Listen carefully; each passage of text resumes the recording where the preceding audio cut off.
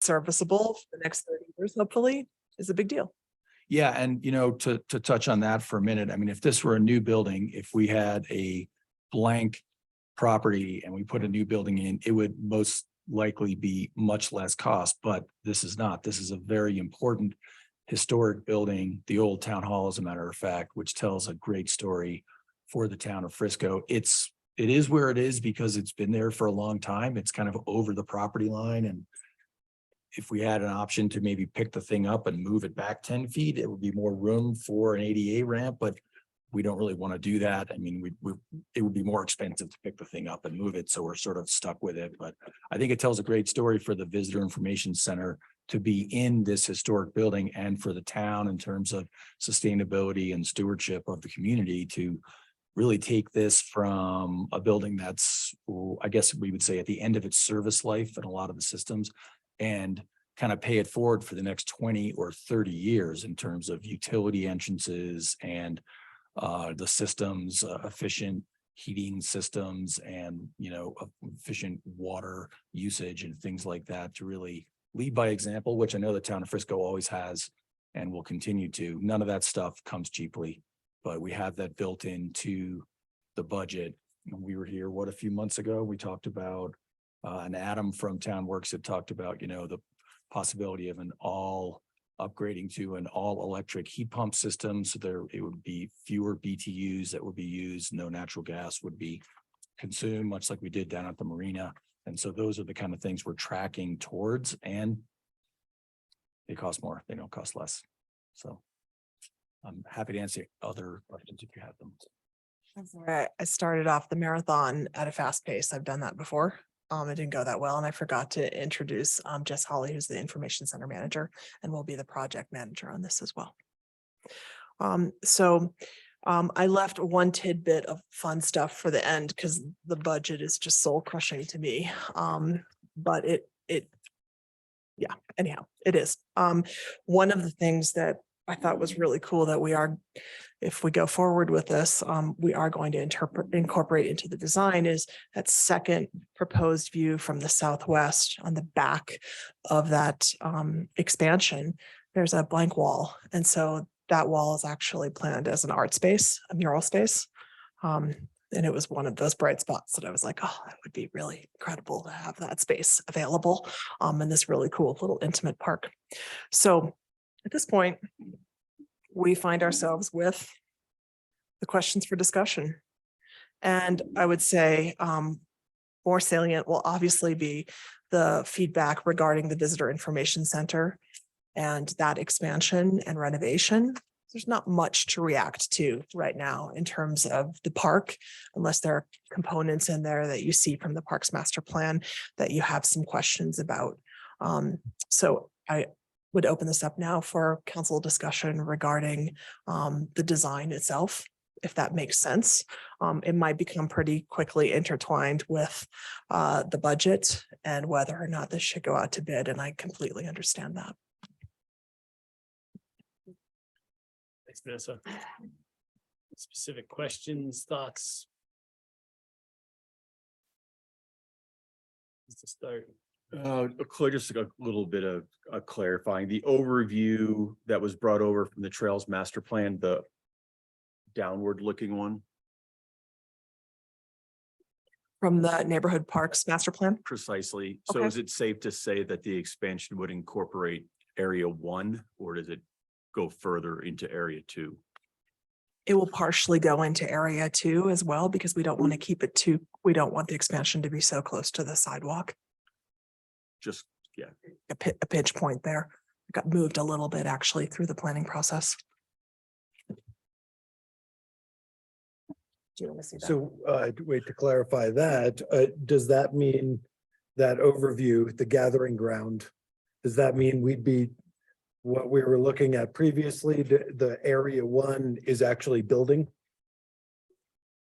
It is indeed. all the way to area 3 there, or that line Outs. Thereabouts, yeah. outs. And then cutting out those 3 trees and almost budding to like the stage or something is where the building goes, right? Because there is a step there, right?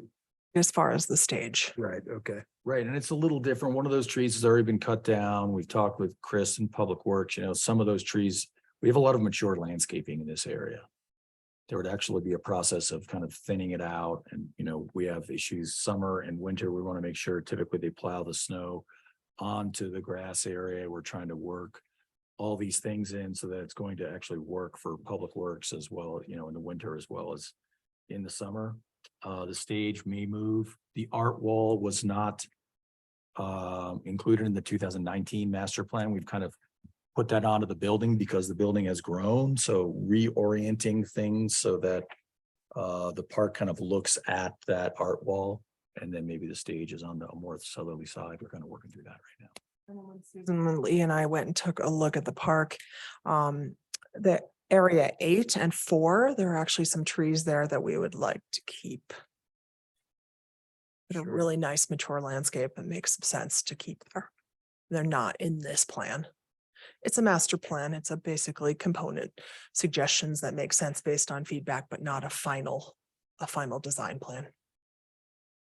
And this, I think, one question I have, and I can't remember if we've discussed this the last go round is, are we at capacity for those bathrooms now? Like, is there a time ever where there's a line, there's people waiting? Like, what does that look like? I can go for it. I would say that we are pretty much at capacity with those bathrooms. I would say the men's restroom for sure.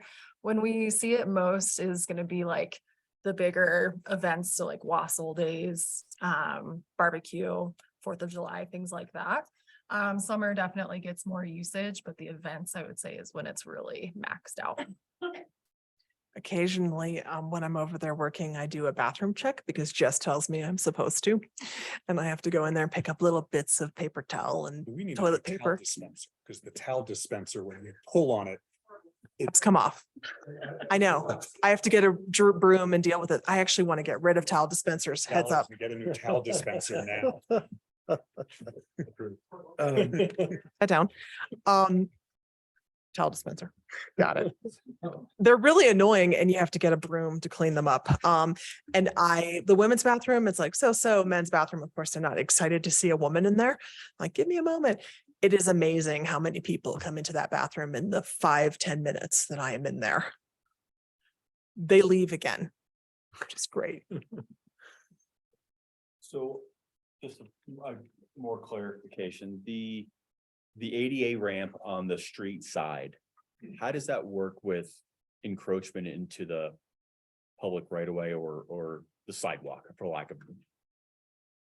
It is in the public right of way. Yeah, the town owns the building. It's in the public right of way. We've taken a look at it. We think there may be about 3 other buildings on Main Street that have step ups. One of them is Foots Rest. Obviously, there's going to be quite a bit of movement there. And then the 2 others have ways around that step. Frisco Lodge would be a good example. So and then there's a decent a decent entry into Rebel Sports and also to the barbershop. Gotcha. So we're a little bit of an anomaly, probably because it's a historic building. Right. Foots Rest, another good example. And if I may Yes, please. follow up on that, Rick. It's also a little bit perhaps unique because we are near the corner, so the sidewalk kind of gets It bumps wider out. there. Yeah. We've gone over and looked at it. There's some signs that the team puts out there that say, public restrooms, information, whatever. And people actually tend to walk right now kind of around. If they're walking up the side street and down towards Main Street, they sort of come out and around, and we feel that it's not going to be an impediment. People don't walk up and then, immediately hang a sharp right because, there's a lot of kind of milling about sort of going on. Sure. We've also talked with Public Works about how they're going to plow snow and try to make sure that we're not going to make things more difficult. Sure. Thank you. And I would also say that it's really important that, right now, in terms of, accessibility, it's important that that they don't have to go through the back door or the bathroom. It's very important. So we can either raise the sidewalk or put in the ramp, and the ramp is the less intrusive way to do it. Matt, I might be getting ahead of the conversation on this with direction and where we're headed, but just by the looks of the plan is that the back door leading from the lobby to the restrooms is it just the way it looks on there? Is that a smaller door? Is that an ADA accessible door? So if somebody comes in through the front door, they can get to the restrooms? In the proposed scheme? Yeah, Yes, Okay. it's also a 36 inch 36 inch. wide. Fully accessible door, and there's another ramp on the back, so if people are at the park and they want to use the restroom, all good, they don't have to go in the building. But they do have the option to roll right through. As the restrooms are open at times when the visitor information center is not open. just making sure they wouldn't have to go out and around. It's just the way it looks. Right. On that angle, also the ADA accessibility at the front door. I would hope you wouldn't be rolling up the ramp and then falling off the stairs. You know, I mean, it looks like there's like, you gotta turn at the door and then, you know, so I don't know what the fix for that is, but. Well, That- you don't want to be navigating too fast for conditions, I think, Sure. but we have looked at that. There's a 5-foot turning radius that's required by code at the top of the ramp, and I believe that our top landing is 8 feet by 8 feet, so that people have a little bit of Okay. extra breathing space, because you sort of get to the top and by the door and you kind of stand there. But yes, we are concerned as well about rolling up and rolling off, but we looked at a lot of different configurations, and we think the best idea was just to make it bigger, but not too much bigger, because we don't want to get in the way of the sidewalk. Sure. It was a staff concern as well. It was a little bit smaller. And then they understood and we made it a bit bigger for that very reason. Would there be an option to do the ADA ramp on Third Street and then create like a doorway, like so you just, It's narrower on Third. Mm. It's one of the reasons why we also didn't want to have the expansion so close to Third Avenue. At some point, Matt Stace asked me if I would be okay with losing a parking space, and I said no, because we would have had to potentially do that. okay. Bit too narrow over there And like, cause the sidewalk in that area is pretty wide is. and, okay. Then Yeah, at least the corner. Wide enough for a sailboat or an art installation. Sailboat. saying, let me understand. So you're saying add another door kind of on that northwest corner. Yeah, and just put the ramp there instead of on Main Street, just create a new entrance. So move the entrance from Main Street into the visitor We'll information have center. two entrances, but like the ADA ramp could be on Third Street and create a doorway that would lead right into this. You know, that way they could either go towards the bathrooms or into the lobby. Just so that the ramp isn't on Main Street and just, To put a door where the window is, Yep. basically. I don't know that we could do a ramp that would lead people to the bathrooms and to the, well, at Visitor least to the information main center. lobby, you know, kind of the same idea, but just a different entrance. You'd be moving the back door that Hunter was talking about to, you know, sort of to the side, so it would be the only ADA accessibility into the building is what that would be, but you might kind of kill a couple birds with one stone there, but And then maybe put the family or the gender neutral bathroom, like switch the design around so that that bathroom is the closest in the lobby. And that could also be, you know, you could add ADA components to the other restrooms as well. But at least have one bathroom that's, you know, family bathroom, you know, ADA bathroom, but I don't know. I'm just throwing ideas out. they're all the bathrooms are ADA accessible. No, I know, but I mean, you could, I don't know, I'm just messing with it. no, I'm with you there. That extra bathroom. I don't think we would only want to designate all gender, it should be family, should be ADA as well. It's family or whatever. I guess we didn't want to call it family because not everybody sees themselves as a Yeah. family. It's all gender. I know, it just Inclusive to fits in my everybody. head that way, Okay. but, yeah, I didn't, yeah, yeah. Please do.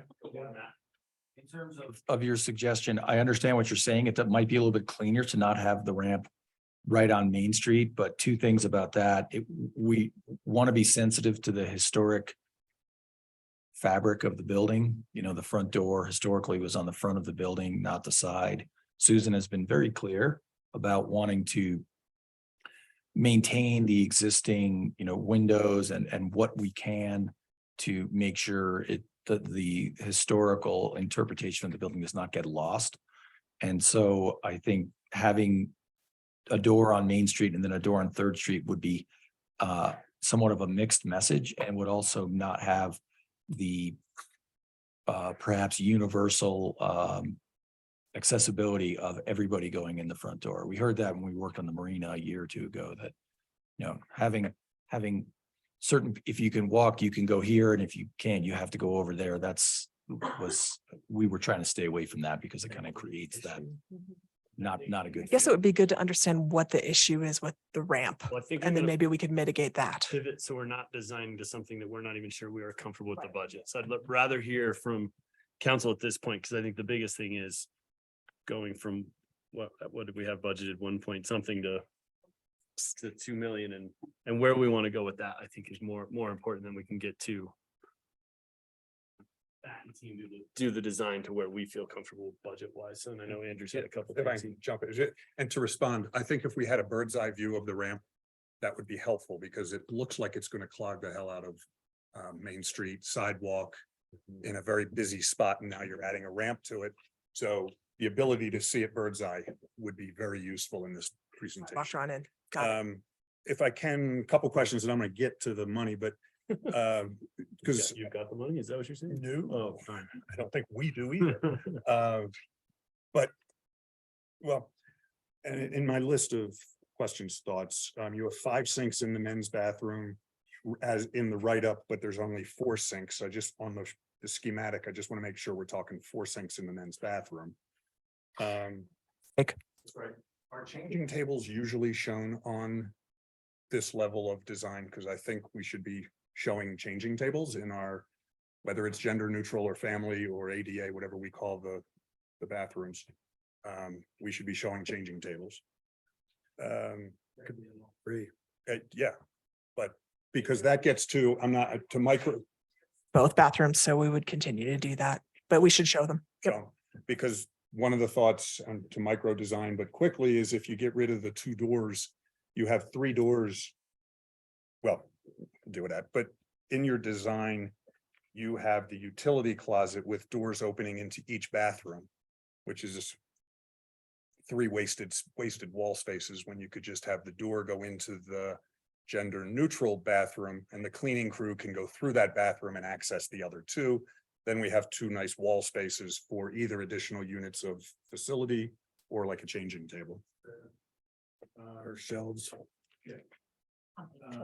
The ramp on the public side. I don't understand the art walls, but that's a different story. I do, okay, we've acknowledged, fundamentally, I guess, and this is to whoever. I'm disappointed that we were presented in January with 3 thoughts. Existing, don't do anything. Option 1, design within the footprint, and option 2 is expand the building and do what has been presented here. I respect that council direction at that time for a $900,000 project was to expand the building. Now you've come back with a $2.1 million project, and I think the track record is it's going to be, in my opinion, it's going to be at 2.5 by the time this is done if we do this design, without acknowledging the option of going back to option 1 of the original plans to say, you know what, this has blown the budget. Let's go back and revisit. So I want to put on the table revisiting the renovate the bathrooms within the existing footprint. Gives us improvement at a much more reasonable cost, or a cost that's going to be somewhat closer to what the original thought was or what the 2023 budget is. Because saying 950, 1.6, 2.2. Yeah, I'm not in favor of that at all. You want to say, if we want to say the budget next year is 1.6, what can you do for $1.6 million? That's the question, because that's what's in the budget. And if the answer is we can do a hell of a nice new bathroom within the existing footprint, I think that's a really good answer. But to not put that back on the table with what's happened to the budget is, I think that's something that we need to switch and put that back on the table. While I've got my moment, I want to at least say, I don't know if you were teasing me because this has been my bugaboo since I started here, sustainability. I'm not gonna sugarcoat. I find it discreditable to the entire presentation you've written by putting fixture, our reason we feel good about this project is because the fixtures would be replaced with low flow faucets and toilets, and the paper towel dispensers will be replaced with electric dryers.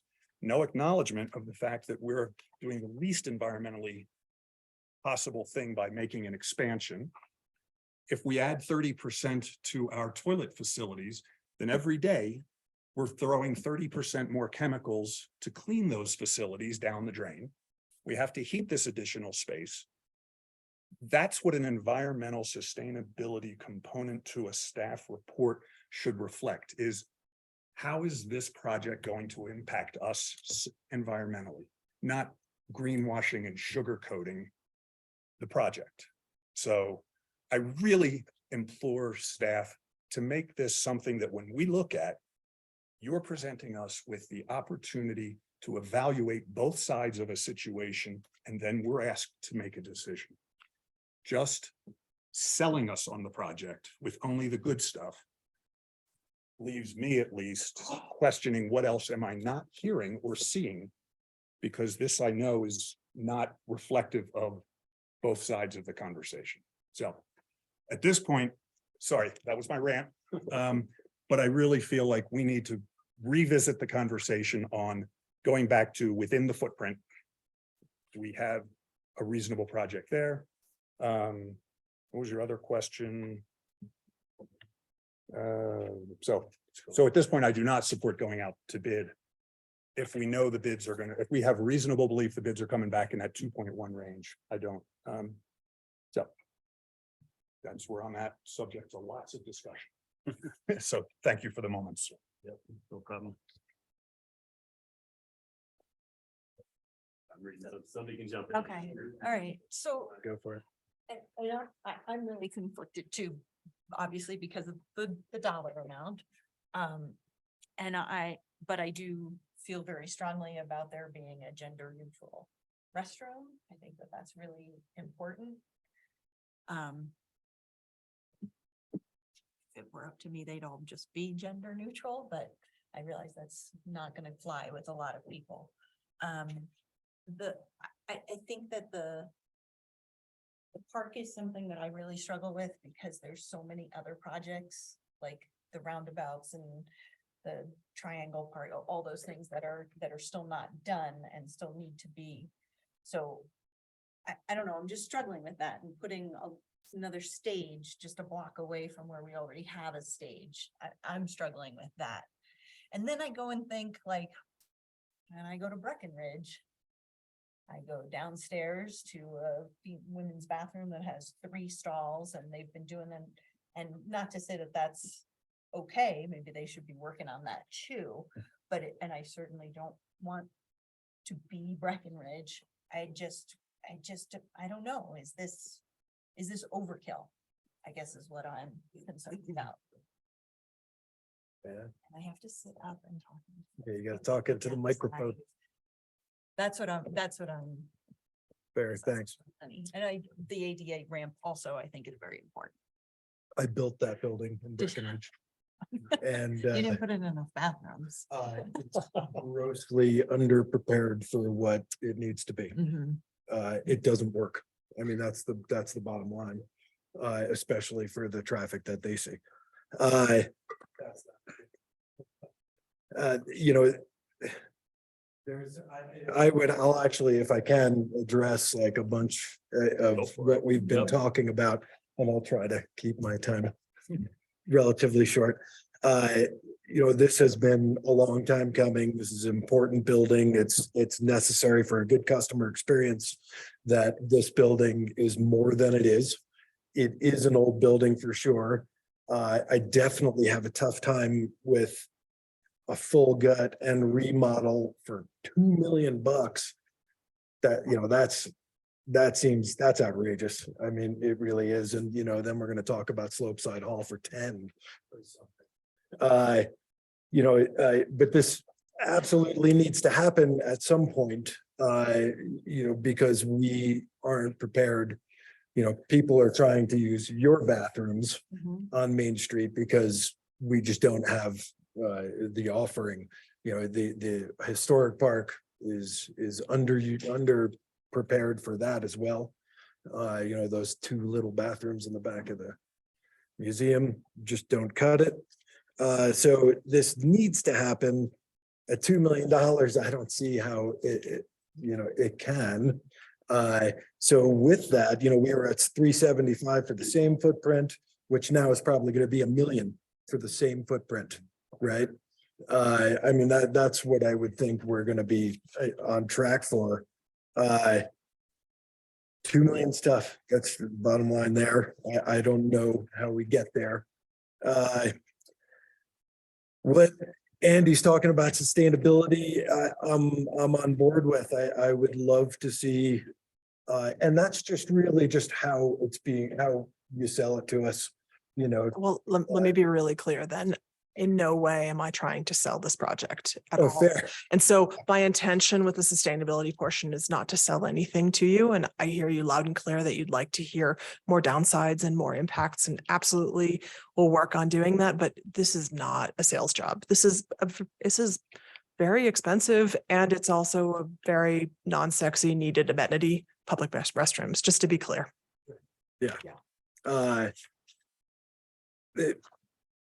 With that, sorry, also, the park, we've been discussing that for a long time as well. And this park being, one that we're going to focus on after we were being finished with, Walter Byron, right? And yes, we do end up with Triangle Park, and medians are also a different deal. A separate project. So this park I was really pretty excited about. I still think it's important. I think for a lot of reasons to have a stage. It's a smaller venue for smaller things, right? Might be speaker series, stuff like that. An art wall, easy enough. The whole thing about an art wall is that it's flat, right? And for the most part, most buildings aren't built that way. They don't provide for a place to do a mural. And then if a muralist is trying to deal with texture, it makes it really difficult, and so actually doing a flat wall might even be cheaper than having to side it. In that case, it might have to be stucco or something, but I think it's an important offering for the art that we're talking about trying to do, and how we're trying to expand. With that, this is much needed. It's way too expensive. I don't know how we fall to be able to be in between. There's that. And then the other thing, lighting that we were just talking to, if we actually end up doing it, or even if we don't, we end up putting lighting just because we're trying to draw people. I think we need to, on sustainability level, we have to put timers on this kind of stuff. Is this possible, Chris, for these kinds of things? Because you go down Main Street, after 11 o'clock and we've got the lights blaring. Those aren't down lights, though, that is light pollution by far. Same thing, with whatever hanging lights we do there. So let's put all of that on timers. And if it all could be fed from little solar panels to feed those particular items, I think that would behoove us to go down that angle. I think that's basically it. I might jump in with more, but thanks. So I'm kind of torn as well. I think the biggest question I'm dealing with is when it's never going to get cheaper than doing it today, right? And if the need is there, that's where I'm most concerned. And to say no because it's expensive now is really just punting it to another council too. Then who'll be like, oh, we could have done this for $2 million. That would have been a sweet deal. Right. But we don't know that in the budget right now. With all the other things, I think we can't take for granted where we're at. So for me, the priorities are, I love the idea of the ADA ramp on Main Street. That says the best statement of who we are as a community. That says, welcome everybody. We don't care who you are, how you move around, you are welcome here. And to say it's a public space, this entire thing is a public space. There's a public sidewalk in a public building, so there's not a public space issue there for me. I think I love that. I think it's great. Having traveled extensively with my nephew in a wheelchair, it's amazing how many places, I think as Matt said, you feel pretty bad when they're like, yeah, you gotta go that way to come in here, and then people are moving stuff, and it's just not who we are, what we should be. So I'm all about that portion of it. And the additional bathroom, I think we need, and I think that goes to the same lines of who we are and what we want to be. I guess where I'm leaning is maybe kind of keeping this going, but see, and I know this is tough, but see what we can do for what we've budgeted, as Andrew kind of suggested with the 1.6 million, with the hope that in the future, we can add on the additional portion, right? I mean, maybe it's the interior remodel. Let's take care of a historic building that we have. Do all of the things that weren't called out, which is all the new windows and everything else that will make it a far more sustainable and energy efficient building, update all the plumbing, wiring, add a bathroom with the hopes that then, like we did with the marina building, where we can join on in the future that next needed expansion when we do feel more comfortable with the budget where we are. I just hope if we go that route, or that's the case, as we work on the park aspect, which I know is in the Parks Master Plan, we're going through with that, we take into account that section of the park is probably going to be expendable at some point. But I think we can do that and still have a great park, and then still expand this building when we're more comfortable. Because, I'd rather do more housing helps buybacks with that $400,000 or get more housing than jump all into this. But I think with what we have budgeted, I've seen when we push back on Matt and ask him to do another round with the possibility of growing it in the future, I think we can get a lot of what we're hoping for and not close ourselves in 5 years down the road. Is kind of where I'm feeling, but part of me also just says, pull the Band-Aid off and let's do it. It's a good design that will set us up, as Matt said, for 25 years from now. And we don't want to design for every event because we don't have the space for that. But if we're at capacity and there's a need, I'm still leaning towards that. But I think it's a budget's getting squeezed from a lot of directions, and I think we can meet what we've budgeted and still have a great start to an end goal project. That's where I'm landing. Any more thoughts? Or yeah, I just want to be, I'm good with an ADA ramp on Main Street if it's good. That's the preference, but is it going to clog Main Street? It's not, it really is just about the functionality of, we're stealing some sidewalk. I mean, that's my issue. Yeah. If totally get that. if we still have proper flow on Main Street, great. And I'm not, honestly, I'm not hearing the need for all these bathrooms other than on events. And I really go back to if we were designing a football stadium, you say, well, people are going to have to wait in line for the bathroom at halftime. We better build more bathrooms. When we have big events, it's sort of part of that time and space. So We could get also nicer porta potties for those events, like you can, Like the ones they've down got at the trailers where they're completely finished inside and we can grade a spot in the park that's built for dropping in bathrooms on special events. It's just We need a destination management plan. But Skip ahead. Don't skip ahead. I raised the. Not question. segueing yet, but What we're not good at is or. We're really good as a council at and. We're not good at or. If we face the question, do we want a gender neutral bathroom or a staff bathroom? If there's only room for one. I don't know if we have to address that today, but those are the kind of questions that if we're going to say, let's drop this to a very good project with a more reasonable budget. Those are the types of questions you may come back to us with. And to me, that's okay. If there can be staff questions, they can be council questions, but that's what or looks like when you can't have and. Can that maybe be the same bathroom? It's a great idea. Yeah. Maybe. I think I fall pretty close to where Hunter is right now. I do feel like this is a featured building and it's an important place on our main street. So I'm with you. I'm having a hard time. Part of me wants to say do it and the other part's like stay with the 1.6 and see what's possible. A couple of things I was just thinking about just for the park, and I know that's not part of the numbers conversation, but I think we've heard a few things from around town about a shade component.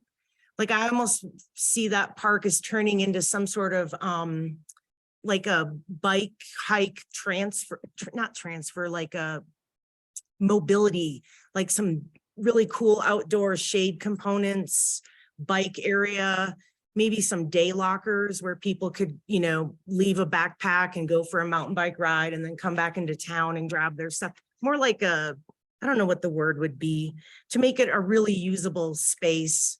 I'm not sold on the stage area, and I'm not like the mural wall sounds great. You know, it'd also be cool to, you know, put films up in the summer, do an outdoor film screening or something. The wall doesn't really matter to me that much, but just making it really a usable space for people to like do their bike unloading and get information and use the bathroom and outdoor water stations or something that we could use in the summer.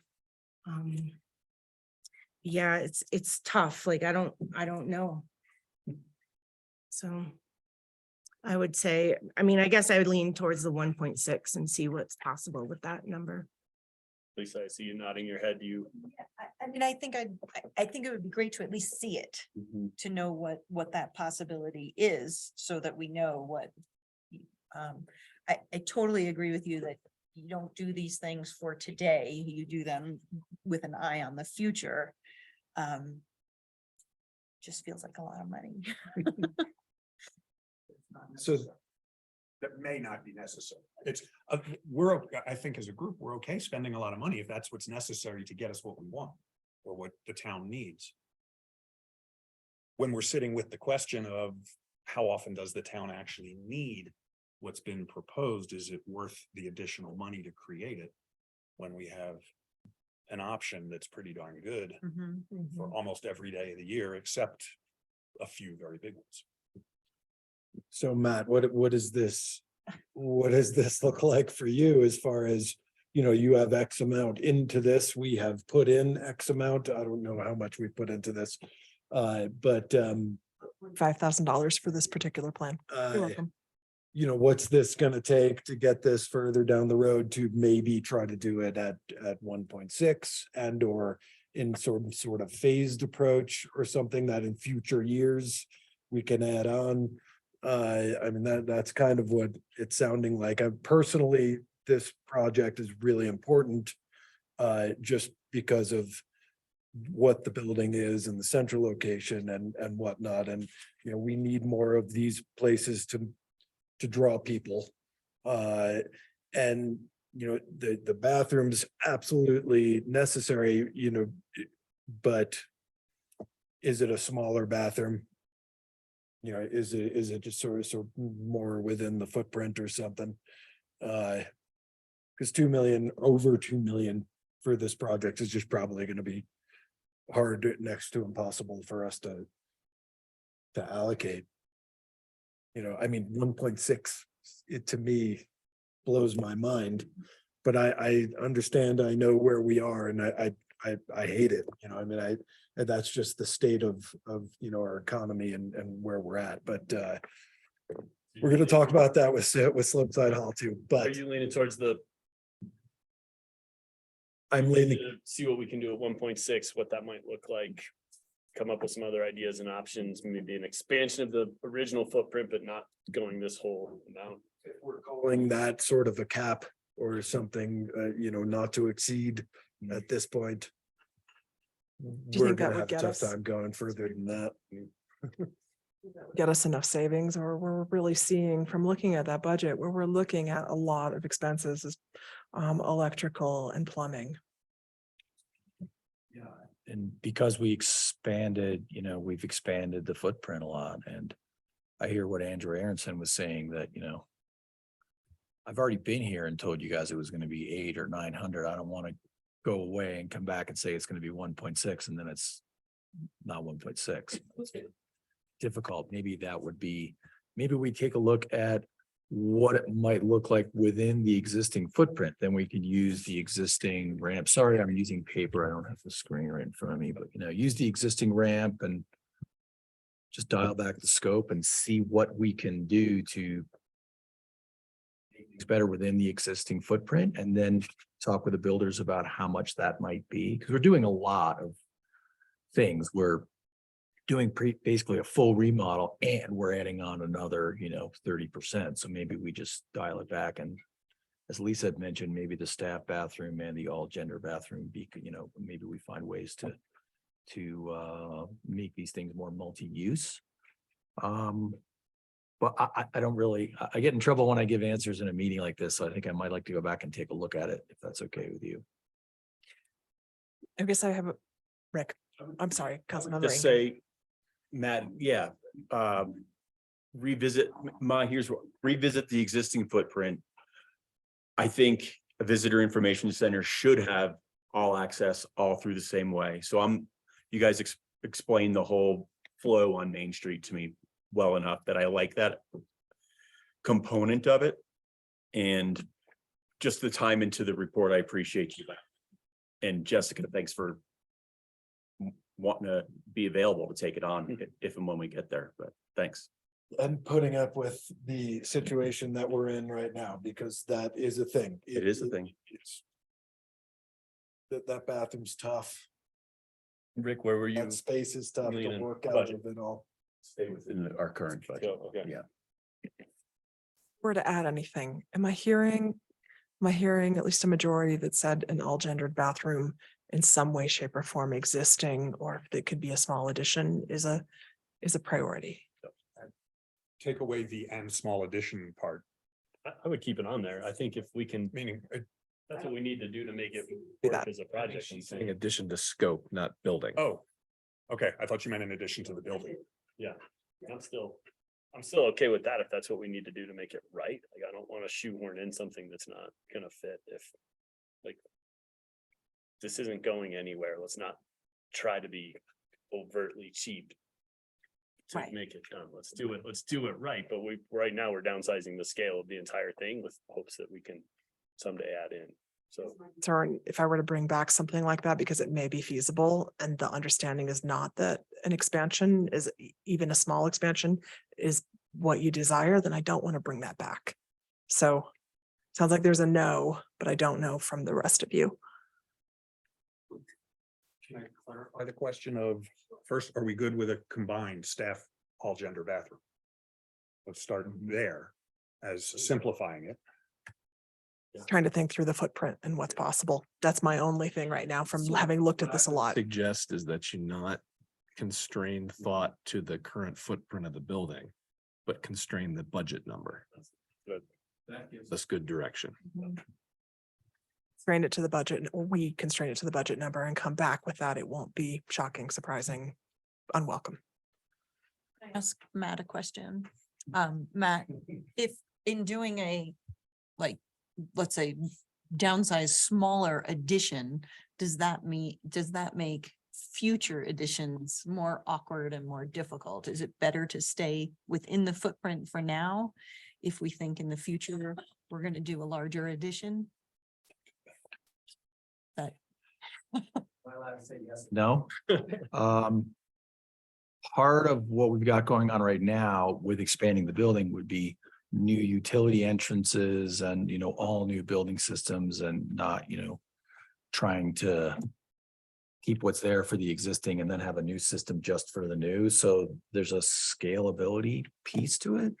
I think the real issue that we're going to have with keeping within the footprint is it's hard, where you have that little corner access with a couple doors in it, but it's hard to get access to the front of house, which we feel is important. The men's, the women's, and the all gender. I mean, having 4 doors there is going to be, it's going to be hard. So we'll have to see how that might work out. But I think if you want to keep it within or close to Tom's point, the existing footprint, I mean, we looked at the possibility of expanding, for instance, into this little southeastern corner. there's no program back there. It's just a lawn. You're just, Gravel well, squirrels, raccoons, stuff like that. And records. that's where the utilities would come in as well. Maybe that's an easy way to expand it a little bit, but then also leave the possibility for future expansion to future councils with future budgets. And, you know, and see how that might unfold. I think that might be a really good way to do it, but it's gonna be hard to get we can't get the proposed expansion, you know, to work. It has to work within the existing footprint, and then something else has to happen in the future. So it bears further study. Yeah, I think what Tom summarized a good. See what we can do with as close to in that budget as possible, knowing. That when you come back the next time, everything's probably gonna be more expensive again, but yeah, like, yeah, so. Things See are where hard. we land. Or thought of expansion. Yeah. You know, I mean, that's basically it. You know, and your systems can all be, you know, oversized for the situation to allow for that expansion. Leave them where they are now, and then we Deal with it later. things we need to deal with now, and if we don't need to deal with it later. It'd be cost savings. So help me understand, what about the park scope? Is that something we should? Can I go back for just a second? Yeah. let's go. Okay, great, thanks. So the ADA ramp at the front of the building, I think I'm hearing mostly a yes, as long as the experts in planning and public works say that this is not a bottleneck. Yes. Or would you like to see a bird's eye view and determine that yourselves? You'll be bringing it back, right? I mean, when next time you. We come have back, to. Yeah, next time you come back, Yeah. just know that a bird's eye view of the ramp and the sidewalk and would be appreciated. So. Okay, great. Go for it, park. Yes, no, maybe. What's that? In this budget, we're not talking about the park at No, because all. the park's in the It's a master separate plan, budget. and Right. that's in a separate budget. $750,000 is budgeted for that. It's come in preliminarily at $250,000. And I wouldn't say I've become cautiously pessimistic about most all pricing at this point. And so I said, there's some stuff that's variable in there, but 250 was 210. Actually, I put $40,000 on it just because I'm who I am right now. And so that's where we're looking at. So $750,000 budget, $250,000 for the scope that we were looking at, which was a smaller space. And I would say some things to consider that I would love to hear some discussion and feedback regarding is there was a very robust public process about what people wanted to see in that park. So if we start departing from that, I want to raise the red flag on that is what we heard after that process. And those are the components that we've put in there, including some shading. There was some shade sale discussion that went by the way of the 80s. We couldn't deal with it. But we talked about actually covering that stage area and making that a shady area and keeping more trees to that exact purpose. Better have the park conversation, we see what the design is. We can't, they're too much in conjunction. It's I think, difficult. To get in the weeds there, and we have that budget and that plan, so. Keep those going that way. I was just, was that 2017? When was that? The 19, 19? when council adopted that plan after that public outreach. I was really excited about all the aspects of this park, of where we landed and with all of the items. If we cut stuff out, we cut stuff out. I'd be interested to know where Norris stands on, you know, $250,000, because they're gonna come back at, this is gonna be $1 million. Which I hate to say, but you know, this is kind of the way things are going. 250 is a good number for me. A lot of very intense components in there. Right. And we've been looking a lot at It's how small. to make sure that we repurpose some things and also use materials and make upgrades that are more wallet friendly. It's just not that large a space, and the demands are not that big. There'll be some electrical work probably.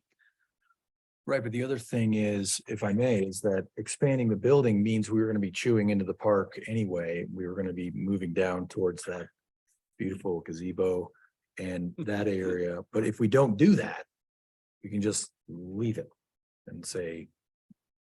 I know deal that we with it- want to deal leave with the it gazebo. separately.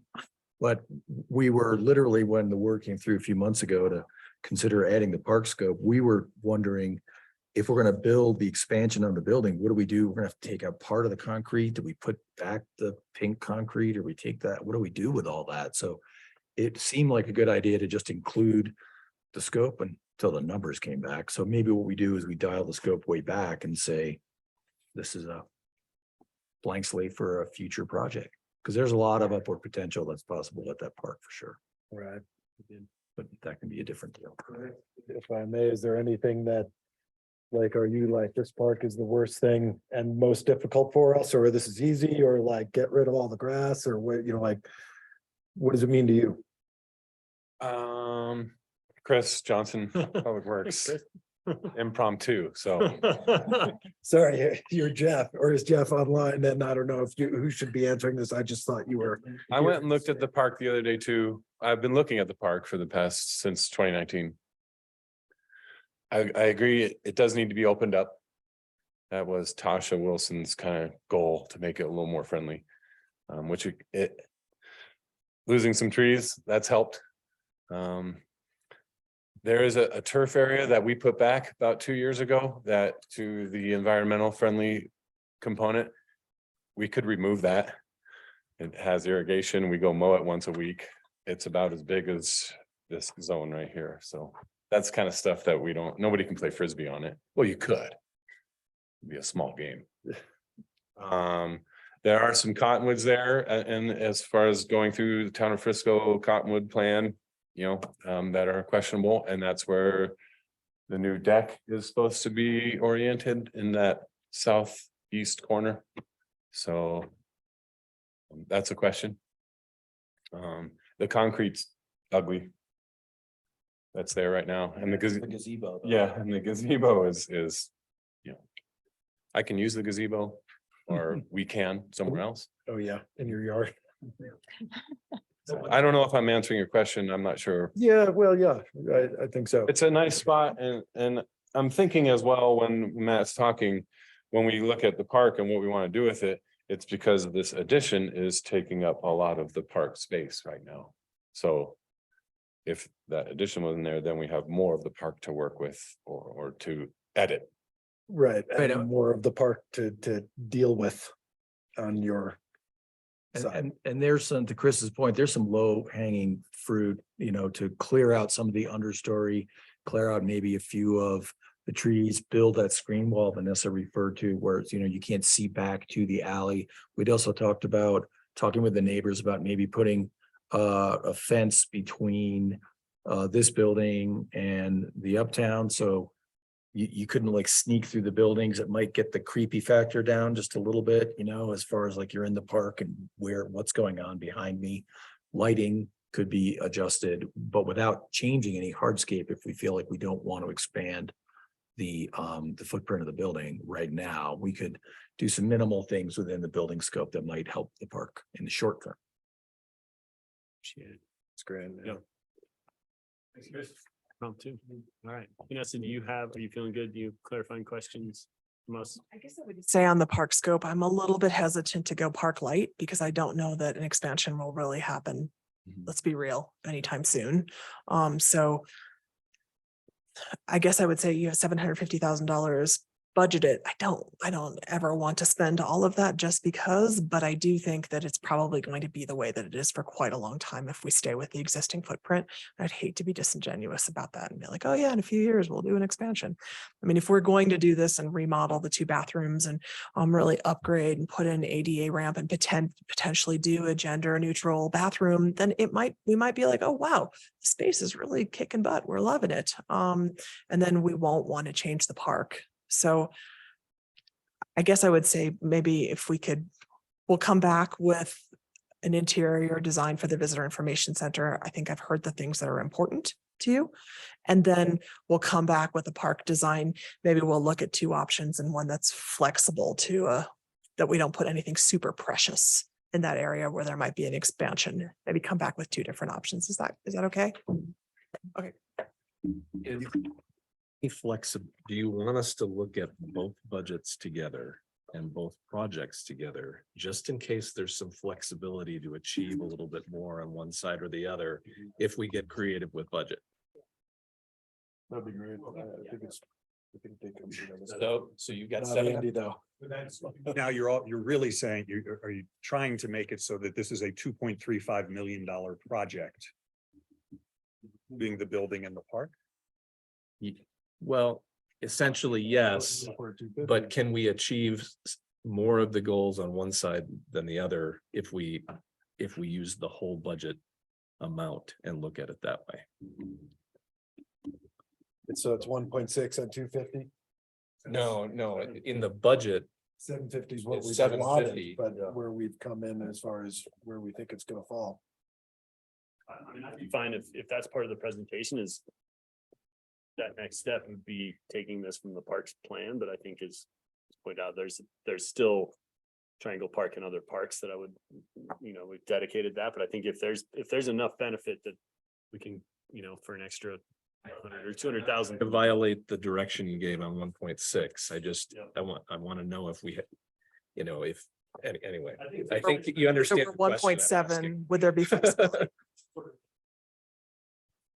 Important part, and for right now, and setting us up for 20 years from now, or 2 councils from now to do what is needed for the facility plus the park, I'm fine with that to see where we go, but I think the $2 million right now just for the building, I don't think we're all comfortable with. And the 750 for the park, just to clarify, was 750 for parks, right? Right, that was, No, I think that that's was just what for- we just- budgeted. Just for this park for this year. Just for this park for this year was In what August. we, but could be used okay, for I thought something it was else. overall, No, because we're working through that plan and that's. right, okay, That is the park. Yep. that we're is looking the at park, this year. yeah. Right, And maybe wants to get one more word in and. move on. My view will stay the same without regardless of how you play with the budget numbers is. A ridiculous amount to spend in a building or a ridiculous amount to spend in a park. We should be. Judicious. or with- together, should they both be 1.6? Is that what you want to see, or less? No, no, definitely not. I want that as a, 1.6 for the building. We'll say 750, there's no site work, no major site work. If we could figure out a way to spend 750,000 in that spot. We bought a hell of a piece of art.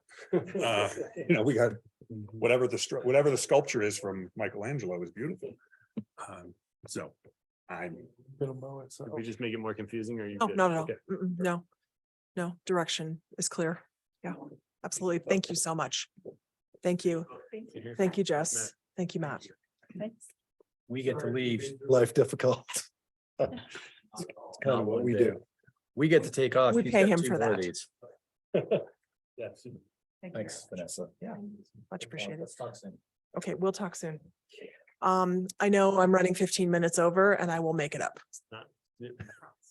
We're all in this together. I've got good deodorant on. I am ready for the marathon. All right, so we'll move on to agenda item number 2, which is our destination management discussion. Okay. Again, Council Mayor, thank you for entertaining this discussion. While I was away on a family emergency this summer, Leslie Edwards brought up that we really needed to have a conversation around destination management, as it says in the memo, based on our June 20th, 2022 retreat. This came up in one of the groups.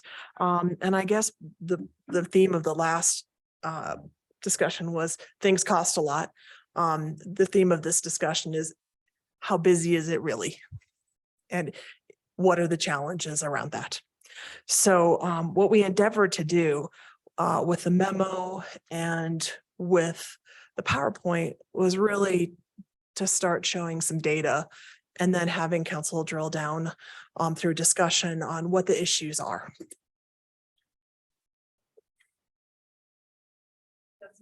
What is it? It's basically a way to find harmony between visitor experience and resident quality of life. And it's around everything from, I'll go to the next slide. Environmental, social. So do you have places for people to live? Environmental. Are you causing damage to the environment? Are you supporting your goals around environment and economic? Do you have enough tourism, just enough tourism to make sure that you have the things that you want in your town? And I just want to say really quickly, again, I started off fast again. Leslie Edwards and I worked on this together, and she has a family emergency, so she can't be here. So a huge thank you to her. We talked today at length, and she wishes she could be here. Here are some examples of goals around destination management plans. Not surprising. Marketing, how to disperse your visitors, how to preserve cultural heritage, how do you preserve the character of a town, the things you've been grappling with. And I did steal that top one from Breckenridge because I just think it makes a ton of sense. We talk about balance a lot, and it's really about harmony between visitor experience and quality of life, because it's really hard to make the case on New Year's Day that resident quality of life is completely at its most excellent level when you can't find cilantro at Safeway, or or someone's blocking you into your driveway. But there are times like this when it certainly is blissfully quiet and you find quiet spots on the trail. So it's really about finding that harmony. If you think you're going to find balance all the time, that's probably not going to happen. As I said, we wrote in the memo, there are so many places that are doing destination management plans, including Breckenridge, and Vail is endeavoring to do one. A few years ago, along with Councilmember Burley, I took part in a sustainable tourism seminar, and actually had to take a test at the end. Felt like I was back really kind of in high school. I passed. It's really 89%, just saying. And it was about destination management and sustainability. And I really loved that it was so comprehensive, that it talked about workforce, housing, childcare, including environmental sustainability. It included what do you do with your trailheads, which will come up a little bit later. What do you do with, beloved cultural assets that you have? The other thing that was mentioned during that June 20th discussion was council retreat was, hey, what about peak day management plan? And so what is that? It's basically the day that you're the busiest. So a little bit what we talked about with the visitor information center, and what does a peak day management plan typically do? And it typically deals with traffic congestion and making sure that you have more police coverage, trash and trailheads, making sure that a visitor information center is focusing on dispersing people to places that are not as busy. A lot of the things that we already are doing. Certainly our police department understands the days when we are the busiest, the things that they need to do to staff up for those days. Certainly Public Works does more trash collection, or has our contractor do more trash collection.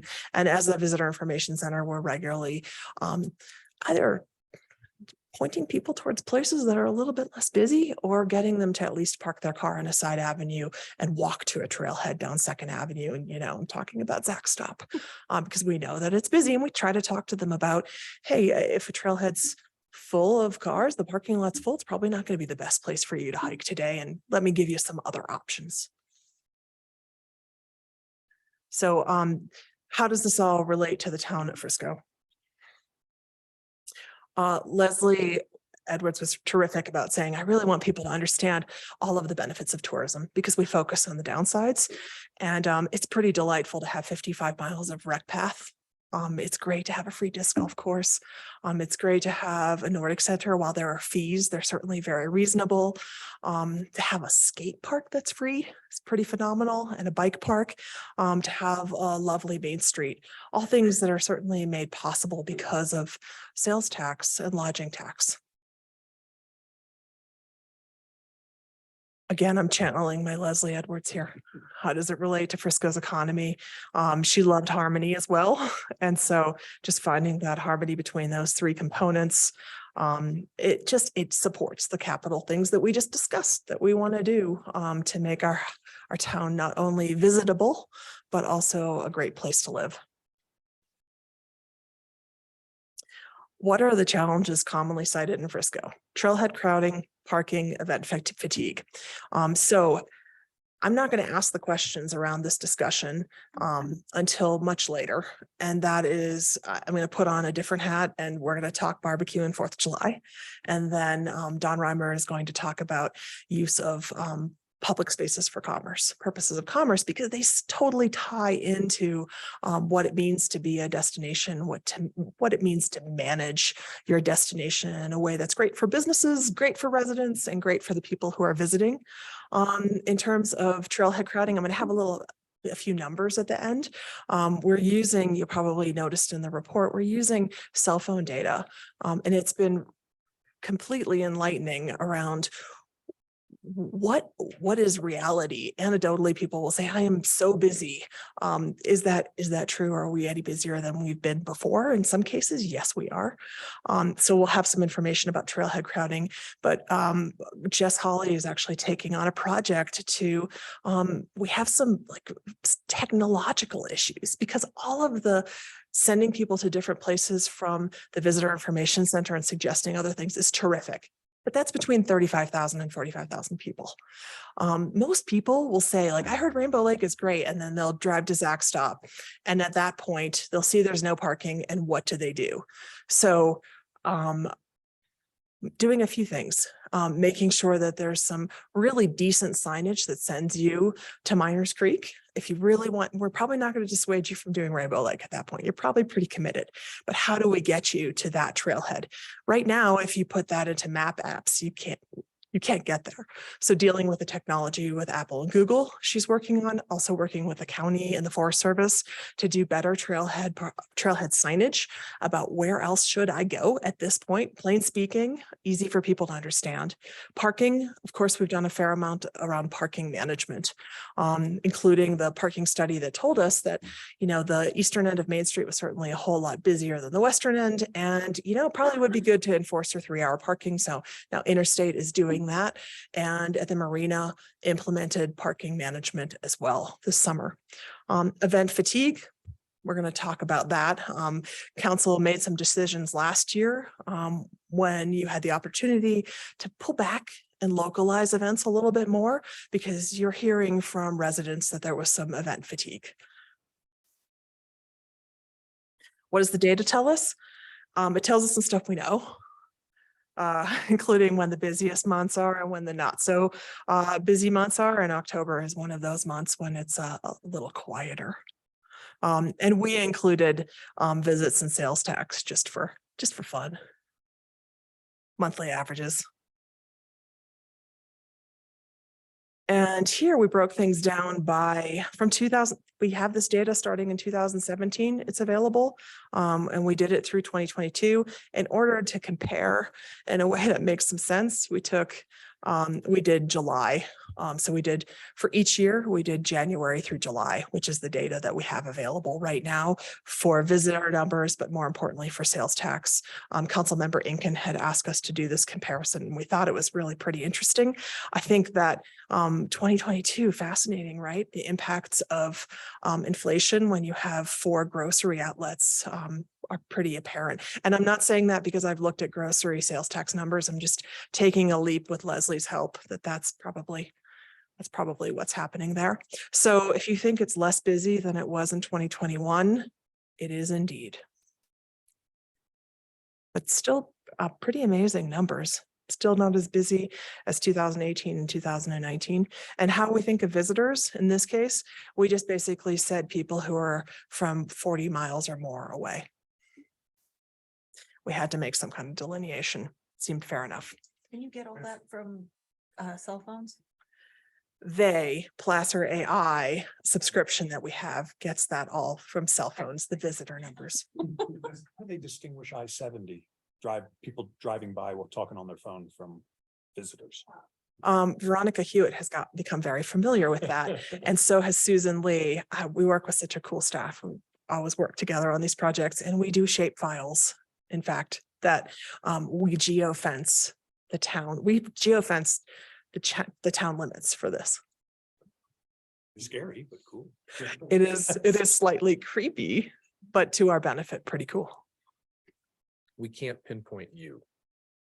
No, we don't get any Councilmember Aronson's specific movements information based on this data.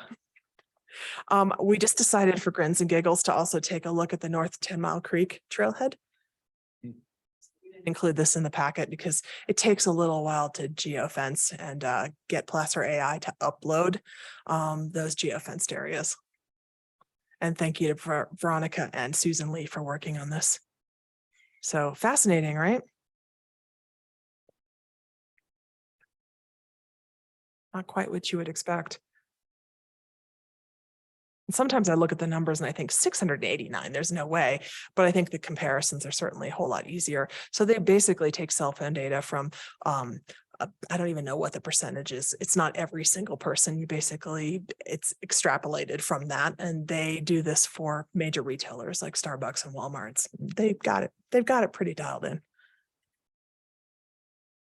Rainbow Lake, Zach Stop. Fascinating. And I'll send this all out again as well, so folks have it. I'm sure Councilmember Burley would probably like to see these. It's significant for sure. Yeah. And yeah, if you thought 2021 was a big year, it was. So it tells us that, yeah, our trailheads, it's an area that we need to work on, not just the technology and the signage, but our websites we continue to work on and pointing people in other directions whenever possible. So I'm going to actually get out of here. Pretend you didn't see that. And part 3. Great. Yeah. You don't look like you're getting tired of me yet. That's good. Great. We're going to talk barbecue on July 4th. Were there any comments or questions first about the destination management bit? Really, my only comment is that, you know, a destination management plan should be part of all of the overall plan, which is also part of, you know, our transportation plan, our strategic arts plan, our trails plan. You know, I mean, it's just another plan that fills in the picture for what the future is going to be. And I think it's important if we want to delineate the direction that, you know, to move forward for future councils. Okay, let's talk barbecue on July 4th.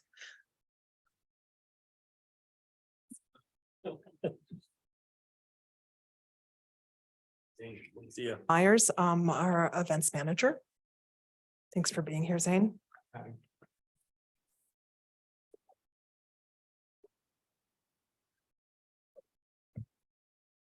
Okay, so you know, the pandemic really gave us a chance to think about all these things in a completely different way. And events, they were one of those things. Zane still found a way, along with Nora Gilbertson, to do concerts and out in the park. It's nice not to have to do those anymore. It's nice that they're back in the park now, but there were some things that were definitely suspended that we could not do. And 4th of July events, we did not do any in 2022. We did not do barbecue in June 2022 for obvious reasons, decided not to do it in 2021 with council's feedback either, but certainly did some July 4th events that year with a promenade. So those events inherently needed to be a whole lot different, and people were still, you know, we were still in a pandemic, and some could say we're still in it right now.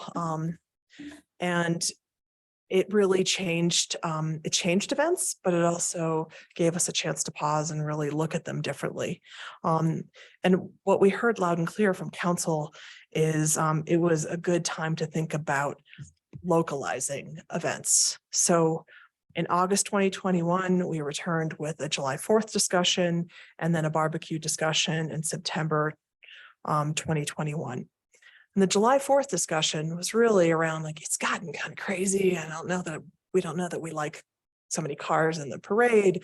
We liked the human powered parade, which was there really largely because of Promenade and the need to do some pivoting. How many more people did we really want to attract to Main Street? Because we can see from the numbers, it was truly busy. And so we ended up localizing that event, both events, a whole lot more, in name, and certainly in feel as well. For the 4th of July, what we heard from council was we like the small hometown components. We like the pancake breakfast, the free fishing derby, human powered parade. Let's do it. Let's do a concert of some sort. Staff go forth and figure that out. And at that time, council also said we heard the community loud and clear, and we really want to do fireworks again. All of those things happened except for fireworks. We all know why they didn't. It's in the memo. We could not secure a DREC permit for that. Really, fireworks. It is the most responsible place to have fireworks is on school district property, and you can shoot them over Dillon Reservoir. Really, anywhere we would have them, even if we would go over to the Peninsula Recreation Area, we would still be in DREC jurisdiction wherever that was. This is gives you an idea of the years, and did we make it quieter? We sure did. 2022 compared to 2018, 19, and 2021. We took 2020 out. It was such an odd year that we took those numbers out. It was certainly a whole lot quieter in 2022. So localizing the event, that absolutely did happen and did work.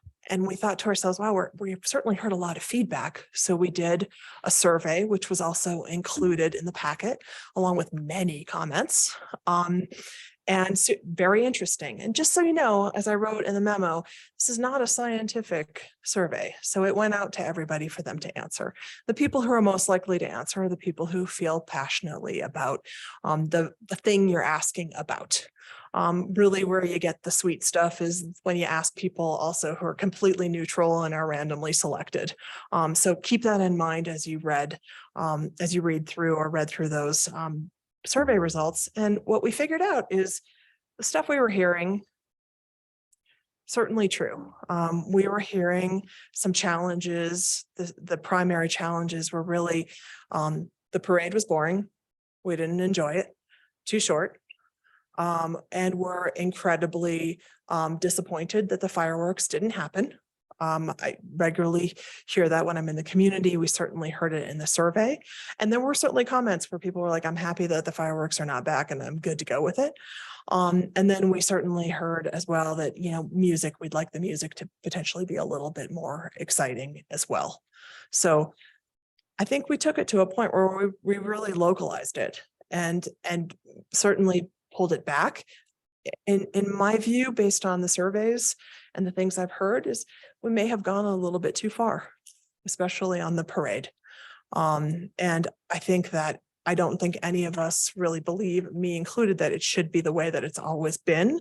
And this is another opportunity to flex around that and figure out how we can get to a spot where we feel like it's a more localized event. And I also heard, that the 4th of July fireworks are incredibly important, but there are a lot of challenges around that and coming to consensus with other communities around that. Not impossible, but certainly an interesting hurdle. So would council like to entertain, after reading the memo and hearing a little bit something, would council like to entertain the questions for 4th of July? They were in the memo. They are right here regarding where you would like 4th of July to go in the future. Sure, yeah. Are you guys? Yeah, Jump cool. in, 4th of July? Do it. Yep. Okay, parade. Sure, I Councilmember just- I Rankin. can't hold it in. Don't hold it in. Don't hold it in. No. I was talking to someone the other day and they said, I've never seen Corvettes in the parade. So it was pretty funny. Yep. And that they left before they came. They would leave before the cars all started coming. Oh, fascinating. I've never seen the Corvettes in the parade. I've totally. Never been to the To the parade. Never been. Thank you. The question really is, should we keep it as is, human powered? And work on improving on that? one of the ways to do that might be to offer fair cash prizes, as I wrote in the memo, for human powered floats. Really kind of make it more people worth people's while and put a little competition in it. Should it be, and should we send out those personalized invitations as well to first responders? Because they don't seem extremely excited with the verbal, like we're like, please come. They're like, it's a human powered, we'd feel out of place. So do a little bit more, formalized around that. And then do we consider just going for vehicles of a certain vintage? Is that striking the sweet spot? Like anything before 1976? I think the 70s are a good vintage personally. Go for it, Andy, yeah. All right. You seem excited about this one. Yeah, actually, this whole discussion, I'm pretty excited about. Good job. I feel like really taking the direction that we wanted to be more locally focused. I think we've really done that well. Maybe a little too extreme. I would not say it is. I think we're in there.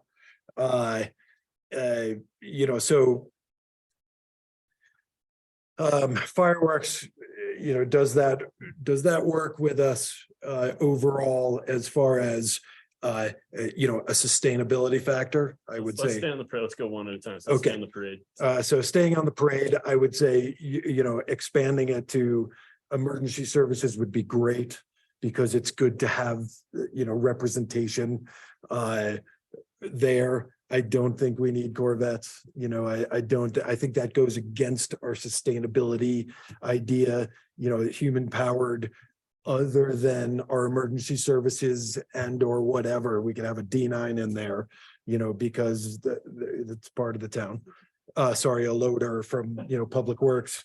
But that also, the kids love that stuff too, right?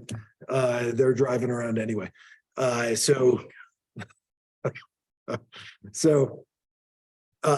think we could focus a lot on what we could do for human powered floats, because we didn't have any floats, because nobody was really ready for that, and that's part of like our art push. And I think, we were going to potentially add something like Art Bike, where we're making custom bicycles, right, for this purpose.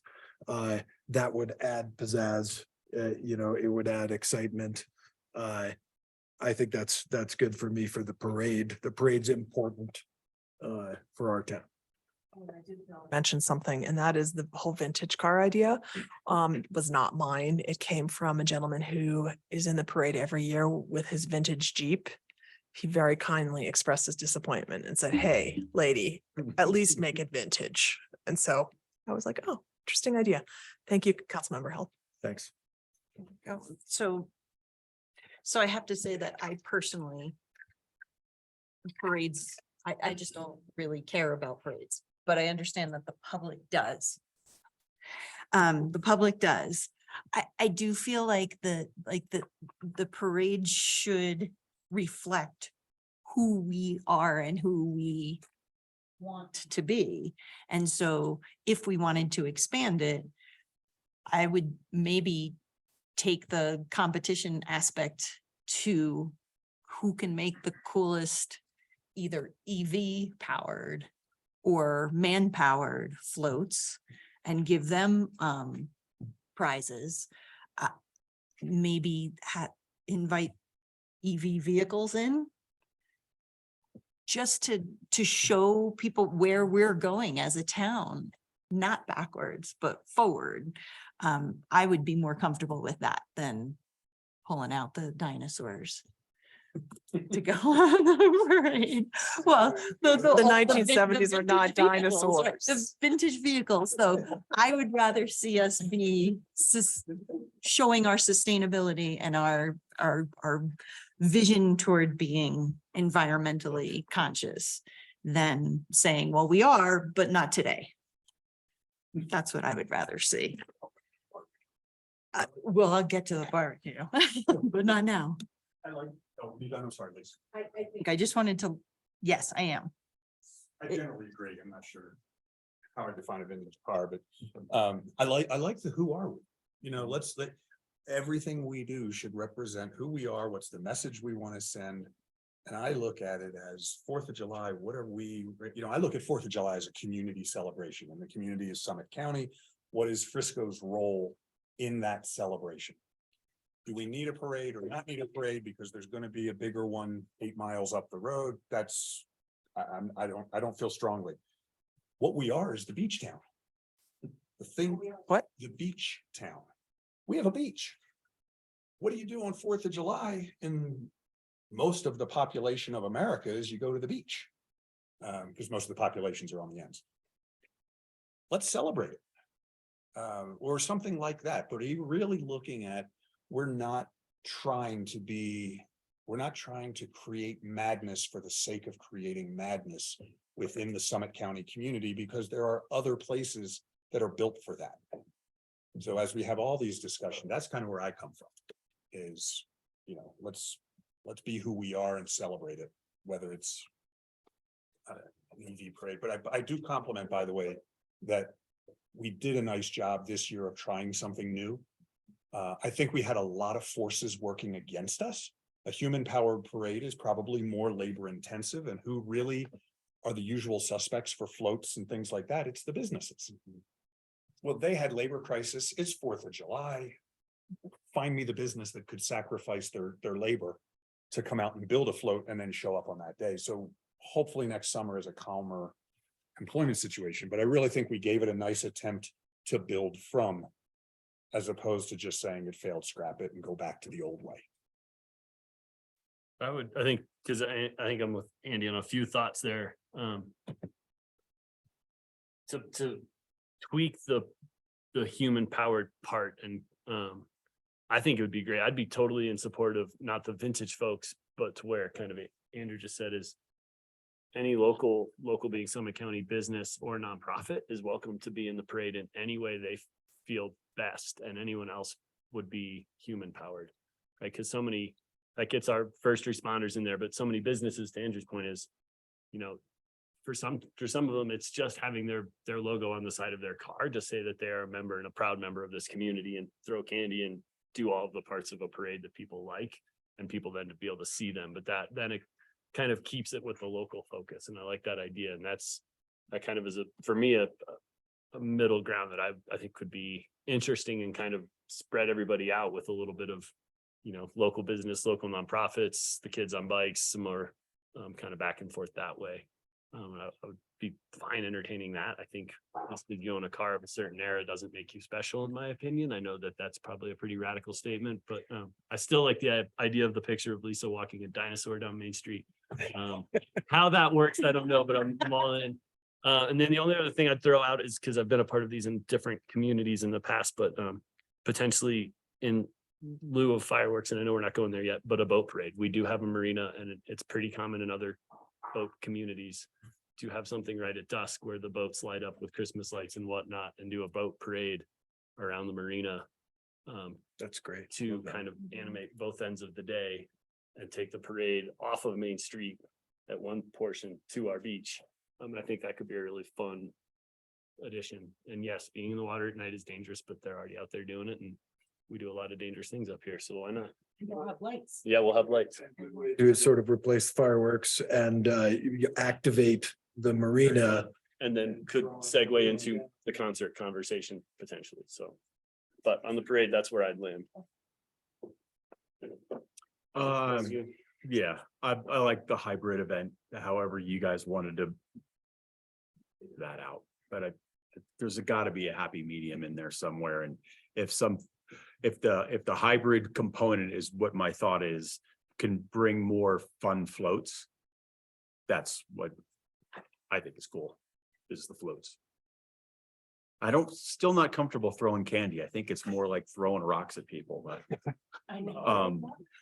they love it. They love it. I did break some of Prost's hanging lights though, when I threw. I was told later. No, it was public knowledge. So we do need to be careful. Couple of things, when we talk about who we are, like, I think it's important to also add that we're Americans, and I cry every time in the old parades when military folks would go by. Lots of my relatives are military. And I don't want to leave that part out of the parade of American identity. I'm not to go on a rant, but I do notice just overall in Colorado in general, a lot of people will raise that Colorado flag all day long, and a lot of people are hesitant to raise their US flag, their American flag. And it's just a thing that I just have a problem with, and that's whatever. I just want to remind everybody why we're having a 4th of July to begin with. I think if certain components that we want to invite, like, I think it would be a great idea to actually maybe even send invitations like to EMS folks or military folks or people that we want to personally invite to add them to our community's parade. I think that would create a little bit of a special invitation. Just we want you to be in our town on this day doing this. I always bring this up, but if you go on the website for the People's Parade in Denver, they actually, it gives you a description of what that parade is. It has an online submission form where you can apply online, describe whatever you're going to do. I mean, these people are doing every kind of performance you can think of, from music to, there's dancers, there's people that'll do a 1-minute play. I don't know, or like poem or something. Maybe we don't need that part of it, but I think part of the problem of the human powered parade is that people don't know about it. They don't know how to get involved, and they don't know that they can show up in a whatever, if you want to be a grape and walk down Main Street, show up and do that, whatever. I just think that there's a disconnect. We have this big idea, but I don't know how the invitation's getting out to our community. I don't know if we put something in the paper, we do a call for submissions, like how many do we bring on? Do we invite weirdo, create a local marching band? I've been in one. Maybe I'll bring them back. I don't know, but there's got to be more of a, just a energy behind this human powered parade, and try to make it weird, make it interesting, bring in all kinds of strange people, from our community that were like, oh, I can be in the parade. I'm going to be a whatever,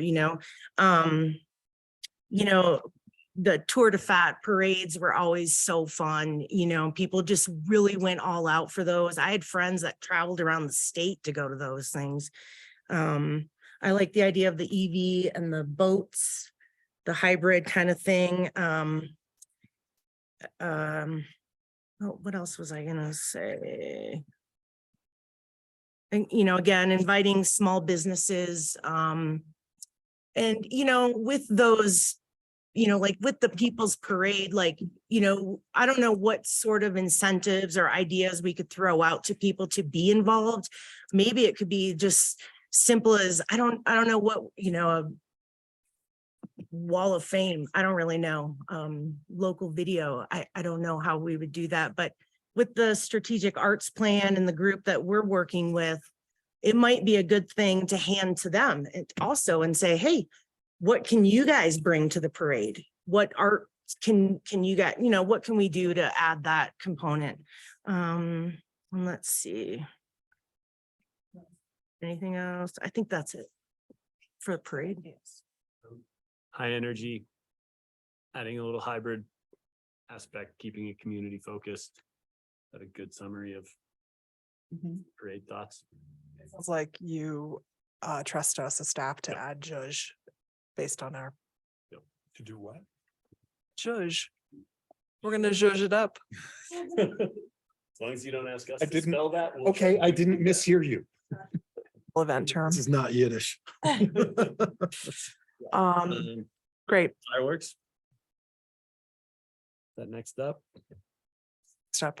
I would just share from my experiences in the mayors and managers meeting, I think we will have a very, very, very long road to go to ever get BREC approval again, and potentially the school district also has their own concerns. So to me, that makes it a pretty simple we run out of space pretty quickly, that I would feel safe having fireworks in, so. But I think everybody also knows where I stand with fireworks. I'm biased. I go back to the message that we're trying to send, like.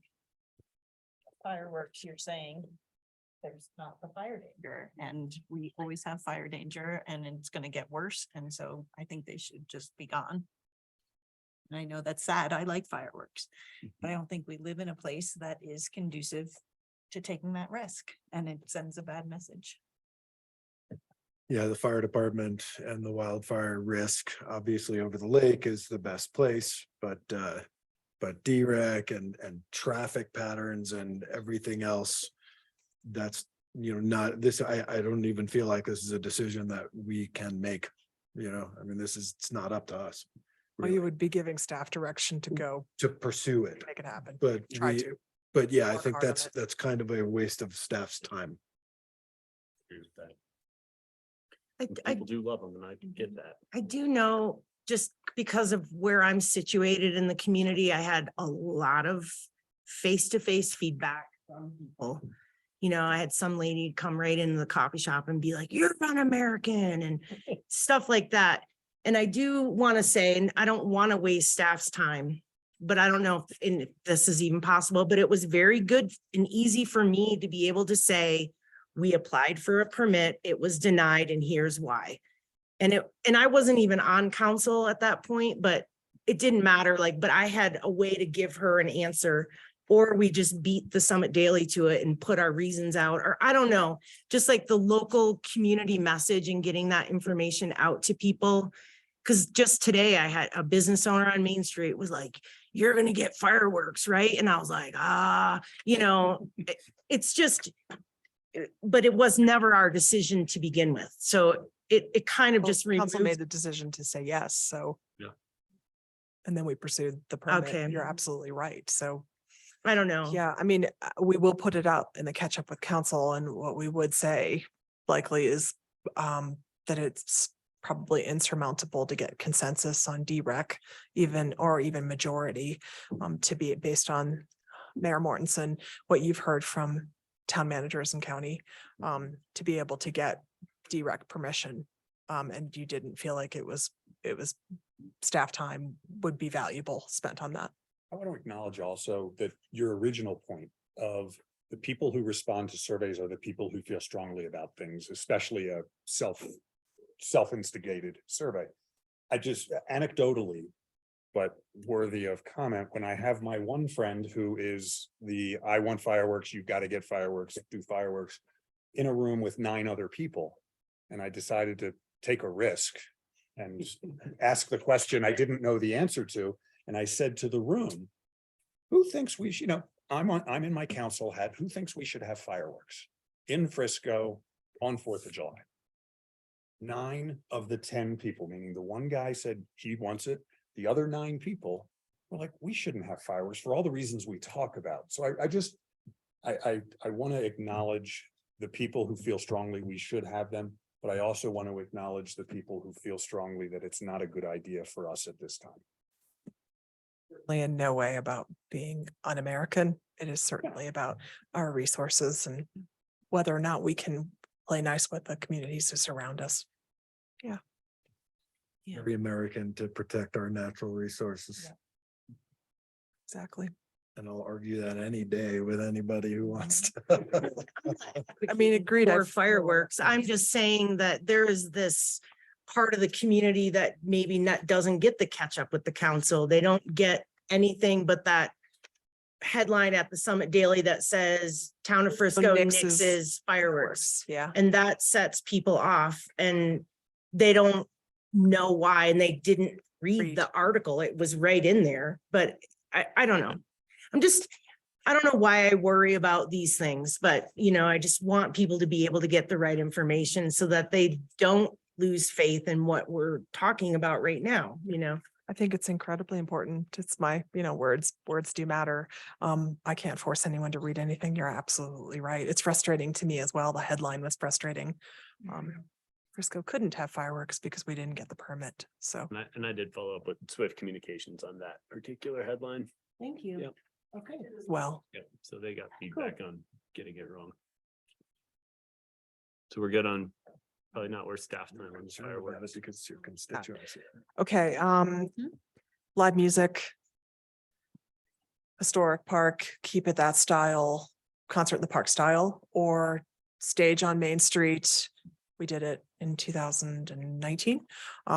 Bigger band right here, Second Ave, so we're not blocking Main Street. And right now, we just can't propose, like I put in the memo, that we do things at the marina. We're just not ready with a space there to put people yet. Between the two. I love Thursday night concerts.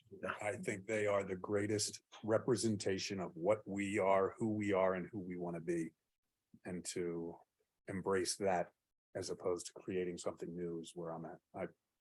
That's where we went this year based on your feedback, so. And what about putting just a little better band, or not better, I shouldn't say better, because that was the wrong. More well A big name, or. Because I love our Thursday night concerts. I mean, like that, I agree completely. And they've been great, and the acts were awesome this year, and they were mostly local focused, which is great. But this particular time, maybe we spend a little more for a bigger name act. As it is. Good luck. And I think, Somebody I young. can't remember what we spent on fireworks, but it's a substantial amount. I'd be in full favor of applying some of that money, not only to parade prizes, but also to a bigger named band that is in the gazebo. And I think that'd be pretty. cool. $40,000 we have budgeted for fireworks based on this Yep. just to prepare for this conversation, because I don't really want to ask you for more money.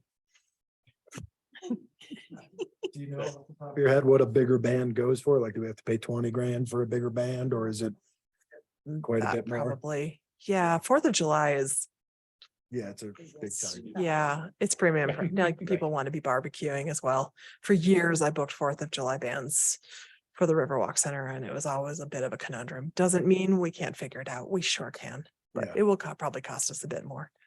But we have the money in there, to your point. We won't blow it all, don't worry.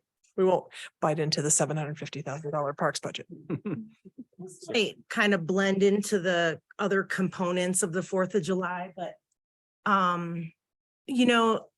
one of the things that I didn't like about this past year's 4th of July, one of the main things was just how the parade was over and then the street just opened up. And as a family with my kids, I was like, well, what do I do now? There was nothing to do. And I know, like, whatever, I get all the context behind this, but I'm wondering if there's a way that we can, I don't want to go into the whole promenade conversation right now, but say that we didn't do the promenade, is there a way to keep the main street closed and then do like some really cool events, like pop-up concerts on the corners? Like we could get, there's a ton of local musicians that would be willing to, and kind of time, stagger or, schedule it so that it's like, okay, so later there's going to be a concert at 5th and Main, and then at 2:00 you'll head down to 3rd and Main by the info center, or we'll go, and there could be a bigger thing, later, a little bit later, something at the historic park, but then also have other activities that just kind of keep that vibe going all day. Because there was just, you want to do stuff and there wasn't enough to do, and Anticlimactic. yeah, anticlimactic. And, everybody was gathered in the main street because they hadn't seen each other in a long time. And then you had to I don't know, but it would be really cool to, in that local context of adding local concerts or local musicians, whether it's a 30-minute thing they do or 45 minutes, or I don't know what an appropriate time would be. Yeah. Busking, and just, maybe give them some resources to put on a really good performance, whatever that would be. So one of my thoughts, the things that we had removed from barbecue, the carnival aspects of it. What about bringing those to Main Street on 4th of July after the parade, along with some other, like just having Main Street be where, since we can't get to the marina for all of these things now, because I do think that the marina would be the best place for that eventually, but having some of those same, having maybe funnel cake and the bouncy castle and those water things and that kind of stuff on Main Street to keep everybody celebrating after the parade, because I felt the same way that Mhm. it was. Yeah. And what we had done previously, I didn't feel like was a big enough statement, you know, where there were the few stands. I just didn't think it was clear to people what was happening. But if we had kind of a carnival aspect to what was happening, it would be very obvious and people could spend the day. I would say Smoothies. done something very similar to it, and I would say the challenge was this: it's a lot of real estate. And the few things we put there felt very lonely out there, and you can't set up big things in a timely manner. What do you I mean? need to be realistic about this because we've tried a few different iterations, and certainly music may work a little bit better, but then there are possibly blocks that we leave empty. And we've heard the feedback kind of loud and clear from merchants that they're not excited about. I mean, we have 2 council members who are merchants on Main Street, but that we've heard a lot of feedback that they're not excited about us keeping a closure at all. And it is really hard to find critical mass with that. We've tried it in a few different iterations.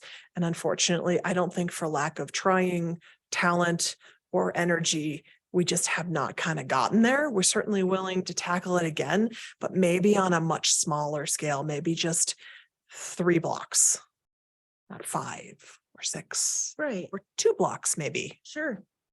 Maybe something a little bit smaller just to see if we can get enough critical mass. Do you know what I mean? Like it's one lonely silent disco and then it's one person doing face painting and it just feels very, it You feels put them- awkward. Maybe you put them all in the historic park or something, Yeah. not with a bigger band, but Yeah. Next block or Um, something. Yeah. Just do a concert series of different timed events, whatever, just keep the party going. I don't know. But just create stuff for people to do because again, like as a business owner, like everybody left and we were all just like there was just, I don't know. yeah, there's an aspect like and this is just, we maybe went too far, right? The concert should be sooner. Maybe that's Well, part of it. Maybe the concert should be sooner. That's not a bad idea, but sort of similar to Y2K, I was in Times Square and it was like, as soon as the ball dropped, the gates opened up and they sent the police on horses in and you were shuffled out like cattle. And they just wanted everybody to leave. And it had a little bit of that feel where it was sort of like the road opened and everybody was like, now what do I do? So it could almost be that, at least an hour or 2 or something afterwards, you give people the opportunity to mingle their way out instead of, just everybody's gone, Or right? do things at our local parks, do like a 4th of Yep. July schedule where like Walter Byron go there for a kickball game, or I don't know, just you're really better at the ideas, but like a barbecue or some sort of, We'll tackle some animation on Main Street. How does that sound? And maybe keep 3 blocks closed? I like the idea of shrinking it down so it doesn't feel big and kind Yeah. of bring it to the core, kind of that community scale. I think that'd be great. I like that idea. Expectations and I get a little bit scared when I don't want to overpromise. well, no, I think the small scale is probably what I really had in my head, but I didn't say that, not like the entire street, I but like just, it. Yeah. just stuff. Yeah. Stuff. Disappointing to hear that because we hope when we reopen Main Street that people are like, I want a pair of shoes or a smoothie or a really awesome hors d'oeuvre. And I get it. People go back to their homes and take a nap because they're tired at that point or go to a backyard barbecue with friends. So There's a lot of that locally. heard it loud and clear. So, Okay. Band in the park. Maybe shrink the post parade. Got it. Nation. Okay. We on to barbecuing? What's next? Okay, Frisco Barbecue Challenge. All right, so back to basics. That's the feedback we got. So exactly as council member Skripczak Adrian said, I think that was possibly Councilmember Helenko said, we got rid of carny food for the most part. There was some funnel cakes that snuck their way in, much to the delight of a lot of people. And they're like, no funnel cakes, but I was like, there's a funnel cake. They found them. They loved them. So it wasn't totally strict, which is okay. And the focus really went away from carnival food and bouncy houses and a firefighter cook-off, which was delightful, but a lot of resources and a lot of attention.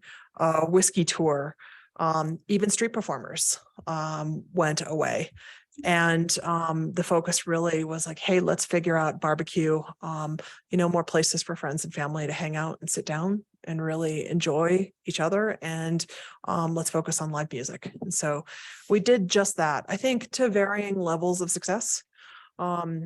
We had, to your point, some market issues, Councilmember Aronson, and that would be vendors are incredibly difficult to find, just like I wrote in the memo. It just is everything from gas prices to inflation around food prices, of course, which are closely related to people who had long COVID, people who sold their rigs during the pandemic and were like, I'm not doing this anymore, and a lot of last minute cancellations. And so unfortunately, kind of like we predicted when we had this conversation, that there would be long lines and people would run out of food fast. They did just that. So we disappointed some people, which we knew. We went into that eyes wide open with council, and you said, yep, that maybe is what needs to happen in order for us to make this, shrink this event down.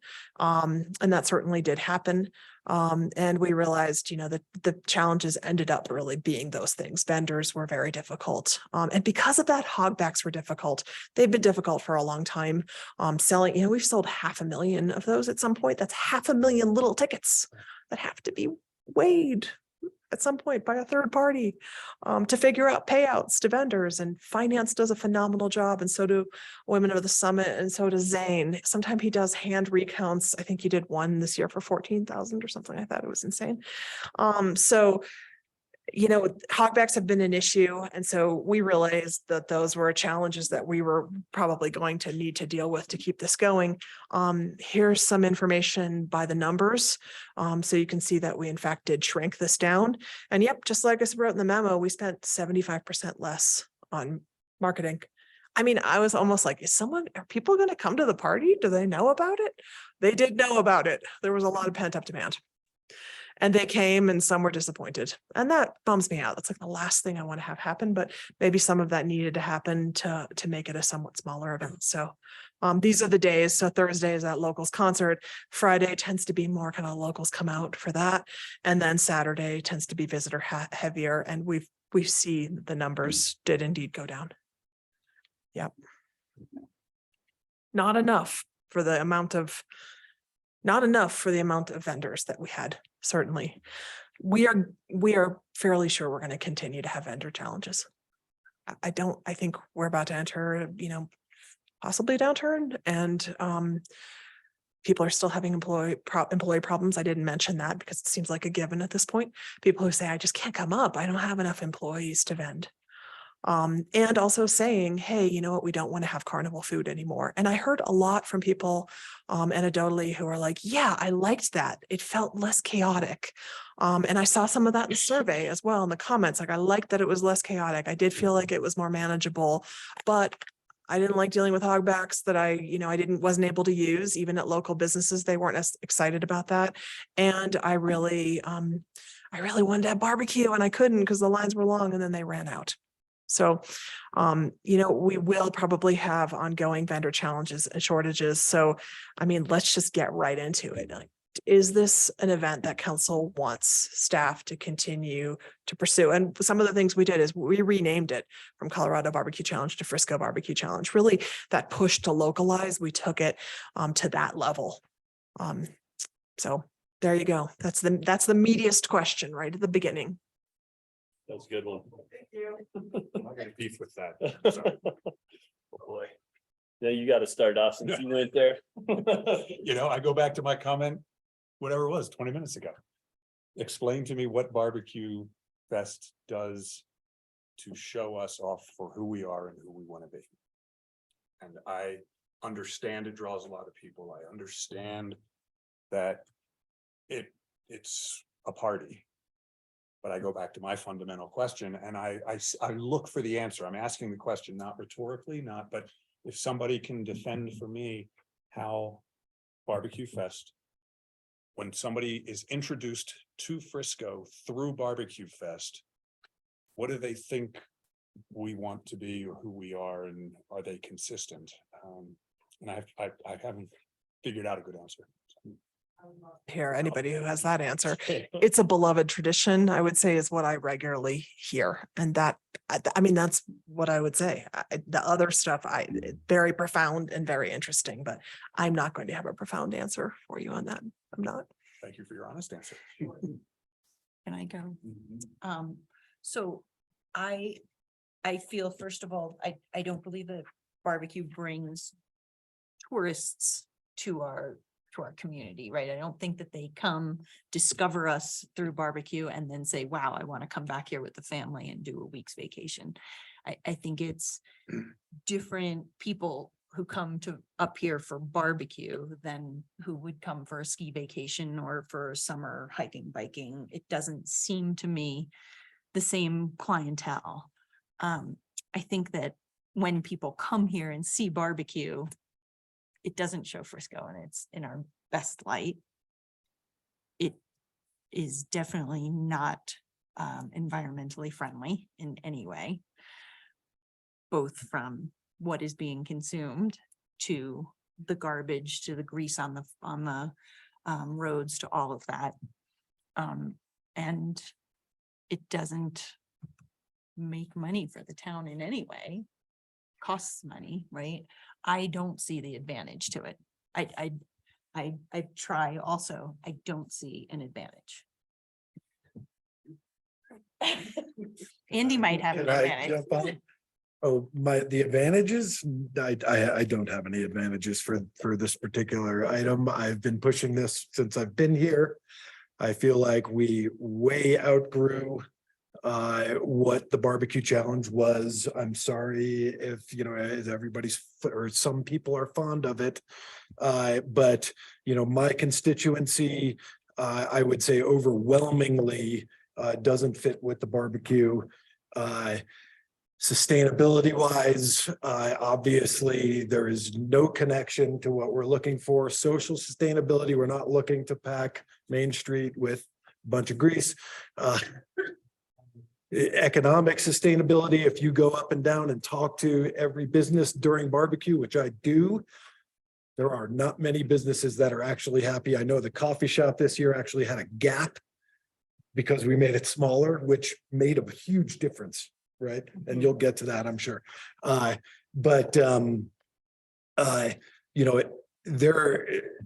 There wouldn't be a more opportune event for Copper Mountain than the barbecue challenge to make it bigger and make it better. And then we would get all the people, that aren't staying in Copper Mountain to patronize our town. So, as Dan has said for a long time, and I've said the entire time, we outgrew it, and it's time for this to move on. There's no local involvement other than, the Mountain Lion Cafe, right? And that just that's not the local barbecue as the whole thing was basically based on. So good job in doing opposite from what I said, which was, we can do it smaller, and you said you could do it, and you guys did, and well done on that. But I was there, and the challenges that were not on you, such as gas prices and meat prices and available help and all, I stood in the line for an hour and a half before I could get a couple ribs, and you weren't even allowed to buy more than just like a couple.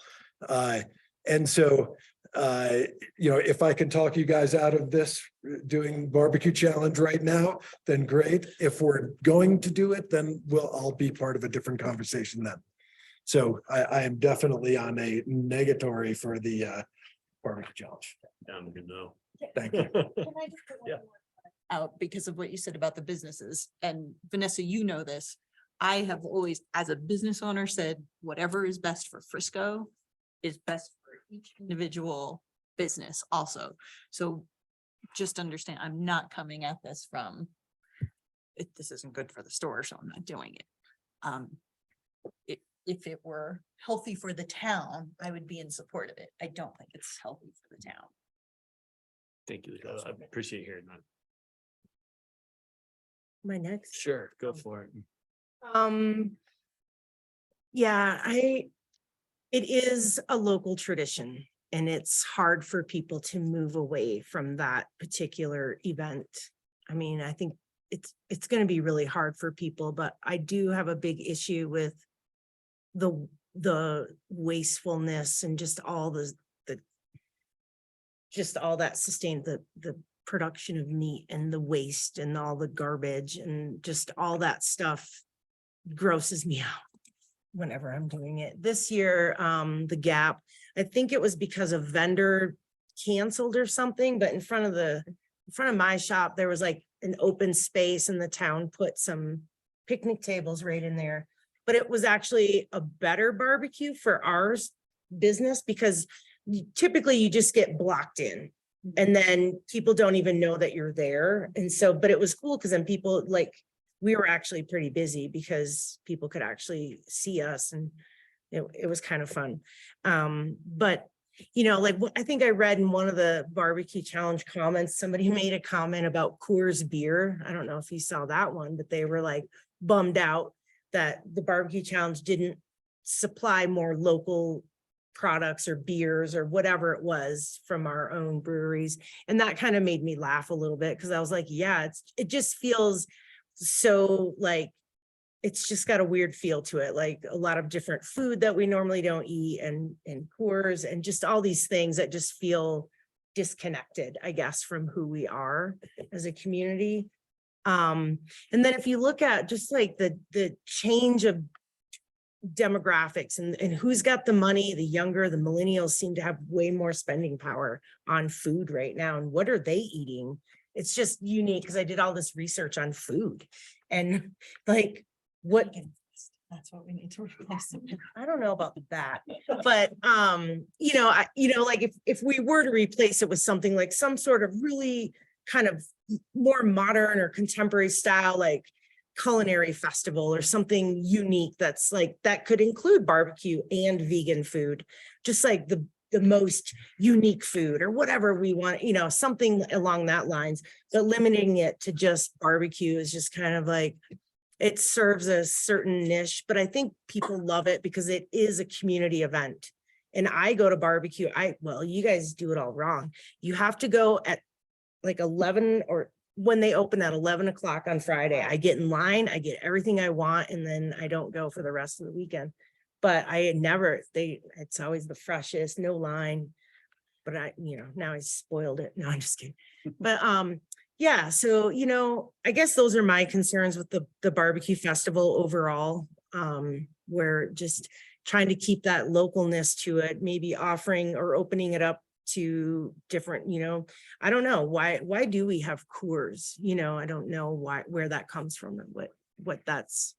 They give us a $15,000 sponsorship and are willing Okay, to do so- the product. And to be fair, we have High Side and Outer Range there as well. I want to acknowledge High Side and Outer Range because they made an effort to be there and it was hard for them. Yeah. And so was Birdcraft. I think that's Councilmember Held. That's when we saw each other. And we had like the last of their product, I think, from their grill together. So was Mountain Dweller was there as well. And that was great. It's really hard to get local vendors to come. Really hard. I mean, Fall Yeah. Fest has changed so much because we just can't. We used to be able to get, Flavors of Frisco and get restaurants out there. And it's just, everybody's really busy and doesn't have enough Like, staff to do what that. about open it up to Colorado in general, or, like if we were to pursue some sort of different culinary idea, like it wouldn't have to be just Frisco restaurants. We actually tried to do that years ago. The coffee shop had a space and we tried to do it, but we were told, and this was a long time ago, but we weren't allowed to sell fresh squeezed lemonade because somebody else was doing it. And so like as a business owner, we were like, okay, we won't do this anymore. But everybody has ribs. Exactly. But I guess somebody had already filled that spot. It's not the thing anymore, but yeah, I get it. Yeah, and then that might have been an old events coordinator or somebody, and we were just kind of like, Definitely an old events coordinator. but, you know, that kind of, but that's what I remember about trying to do it. Right. Like, all I know is there was all these rules and we couldn't even. We always say that local businesses have a priority and we Yeah. always would, no matter what, That's for good to whatever know. they want to serve. Cause we, Yeah. Where are you leaning on the pursue it, don't pursue it? I guess if it's just the barbecue challenge, I'd say don't pursue it.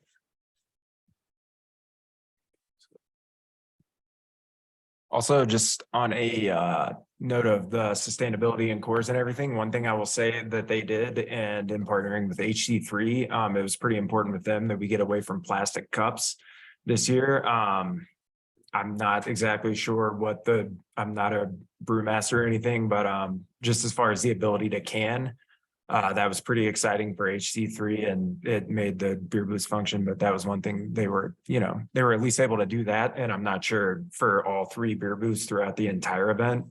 That did seem like a pretty important direction. Just in talking with HC3, that was a change that was a good on the note of sustainability this year. So I only I just figured I'd throw highlighted that the out. negative things in the sustainability section and not really the But they did- positive things, but And they weren't sure they would be able to take it on again, right?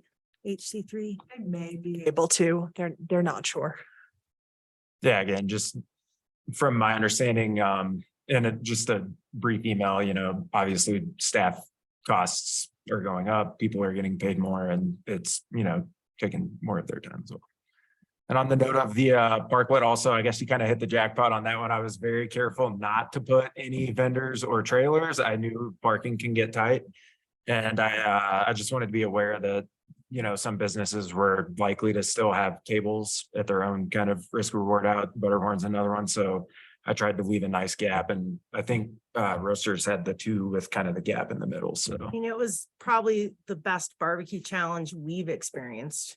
So nice job. I mean, we had a really good time this year. Talking about barbecue, Rick. I'm good not pursuing it.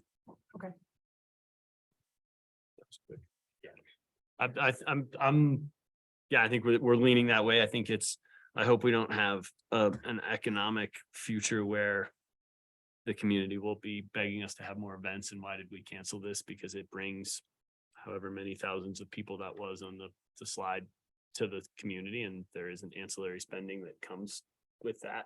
Might not be direct Main Street sales, but I think there is that economic driver and I think the community loves it. I think we talked about Thursday night, like it's a great event, but if we're not going that way, I would not have any issues supporting not bringing it back. So Can we facilitate keeping it at Copper Mountain? Copper's try- I think Copper's got 4 food festivals throughout the summer. Like, I don't know if they even want any more food festival. Like, I went to one of theirs and it was pretty underwhelmingly attended. Yeah. And Them, Yeah, but if we could, support that, because then we still get the overflow, I mean, if it goes to Breckenridge or it goes to Dillon, we don't really get the overflow as much as a Copper and we'll contact them. it would be in our best interest Mhm. to hand it over maintain, extra. We've I got a- believe. I'd say that's inconsistent with a lot of the messaging I've just heard from this group as far as sustainability, the products that are sold. The trash that's all of Let's those. just say, we're just saying we're done with it. Yeah, I mean, this Fair. this is a community huge event. We're gonna hear a lot of blowback on it. But since I came to council, I've heard 0 businesses ever say a positive word about it. And the whole point, and I was flabbergasted by that for years. I mean, we've sat down and talked about this for way too much time. And I can't wrap my head around why it's not meeting its intended need or intended purpose, other than having fun. The breaking from tradition is not easy, which is why it was so short. Because it's again, if we come back to the character of Frisco, I mean, this is our signature event. So if we're gonna pivot away, we need to replace it with something that doesn't have a lot of the other consequences that that event has. Can we bring back, a concert on Main Street with a big stage for this one Father's Day weekend? Because I would not suggest trying to bring back a food event. No, It will be a poor surrogate, as I love your idea, Councilmember Scripps, Adrian, but it will be a poor surrogate and they will just compare it against that and it Right. will not compare favorably. But maybe something like a large concert, if we brought something back like that. Yeah. Can I suggest that we have one more discussion to have that really impacts a lot of what we do with Main Street? So it's a good question. I like your question. But I think the next topic conversation of what are we doing with Main Street in the summer is going to dictate a lot of what we can and can't do. I'm gonna sit down. I'm Yeah. Yeah. Don, are you okay if we do a working, I am okay. dinner, what we do is let's, yep. Smells like buzz. When you're ready. All right. Screen on? Yes, I will. All right. Thank you. Yeah. Last minute. Jump right in, Mayor and Council. Thanks for having me this evening. This is the third or fourth topic where we're talking destination tonight and business. And this one's summer use or summer on Main Street and business use of public space. Because we are a little bit limited in time, I'm not going to go as much into the background as I did in the staff report and some of the first slides I have. I might skim through pretty quickly, but ultimately what we want to get to tonight is what is council's direction for the next summer of 2023 and maybe beyond business use of Main Street. So jump right in. First off, we kind of know how we got here and frankly, creating a better community space on Main Street has been a long-term goal of Town of Frisco. It started back in 2010, actually, with the Step Up Main Plan. That was ultimately completed in 2016 and created a much better pedestrian space that was there for the use of all, not just cars and people on the sidewalk. And it made a much better pedestrian space. 2018, the Town of Frisco actually created a couple of parklets, put them in a couple parking spaces in front of businesses, just as an example, and to experiment with what does this do and what does that feel? And I think it was a fairly successful experiment to show that, hey, people come out and they enjoyed this space. So it was really kind of fun. 2020, it wasn't fun. 2020 was necessity. We had we don't need to go into details, but ultimately town council saw a problem. There was a huge need for a business space, an additional business space because of public health requirements. So town council closed Main Street to pedestrian or passenger vehicles from 2nd Avenue to 5th Avenue from June 12th through October 5th. We had 27 businesses that participated in the first version of the pedestrian promenade. And it was very kind of ad hoc and eclectic, and businesses went to town and just created their own space. There wasn't a lot of town equipment here. Our public works department did a great job building flower boxes, but that was really about all that the town put into it. So moving on to the winter of 2021, that following winter, COVID was still a thing. And we had, you might remember that whole 5-star program that we put into place because there were still occupancy limitations. And we also had a number of people and customers that were not comfortable using inside spaces. So again, our public works department was able to obtain a grant from CDOT. They built 60 of these parklet sections and we spread those throughout town and made those available for businesses at no cost. Ultimately, about 10 businesses actually use those parklets throughout the winter because frankly, it's hard to eat a nice dinner when it's 10 below out in the middle of the winter time. So, but there certainly was some opportunities there and some businesses were able to take advantage of that and use that and help survive. 2021, this is a different summer. So it wasn't necessarily that COVID was gone, but we didn't have the occupancy restrictions. There was, I think there was a sense of, let's really do this for the community. And so that's what the staff direction was, and that's what we took off. And Vanessa and her team arranged for a mural artist, did a pretty cool mural in the intersection at Third and Main. We had a lot of businesses chose to use the parklets as their base for their areas in their business areas. So it had a little bit more of a more uniform look to it as well, and a more uniform feel to it. But it did feel like a lot more community using this, which was kind of interesting. It wasn't necessarily just for the businesses, it was for both. 2021, same thing. This time, again, didn't need the additional occupancy space. We were back at full occupancy. It was great. And as a result, we didn't see as much use of the parklets. We started out with the winter with 12 different businesses using those. We did have requirements that businesses were required to remove snow on a regular basis and deposit in the street and maintain and use it. Unfortunately, a lot of businesses didn't. It ended up, there was huge icebergs almost on some of these parklets. So Public Works had to remove those. Essentially, and this is maybe a no-brainer, but they were most successful on the north side of the street where you had southern exposure. Most successful if it was businesses where that didn't necessarily require a hot meal service. It was more of a self-serve type situation. So some interesting takeaways there. Summer 2022. So this was a new program back in October of 2021. So almost a year ago today, town council made a decision and gave direction that we're not going to pursue the promenade once more. We're going to go with parklets and allow business use of parklets on Main Street. Excuse me. There was also a number of concerns about equity.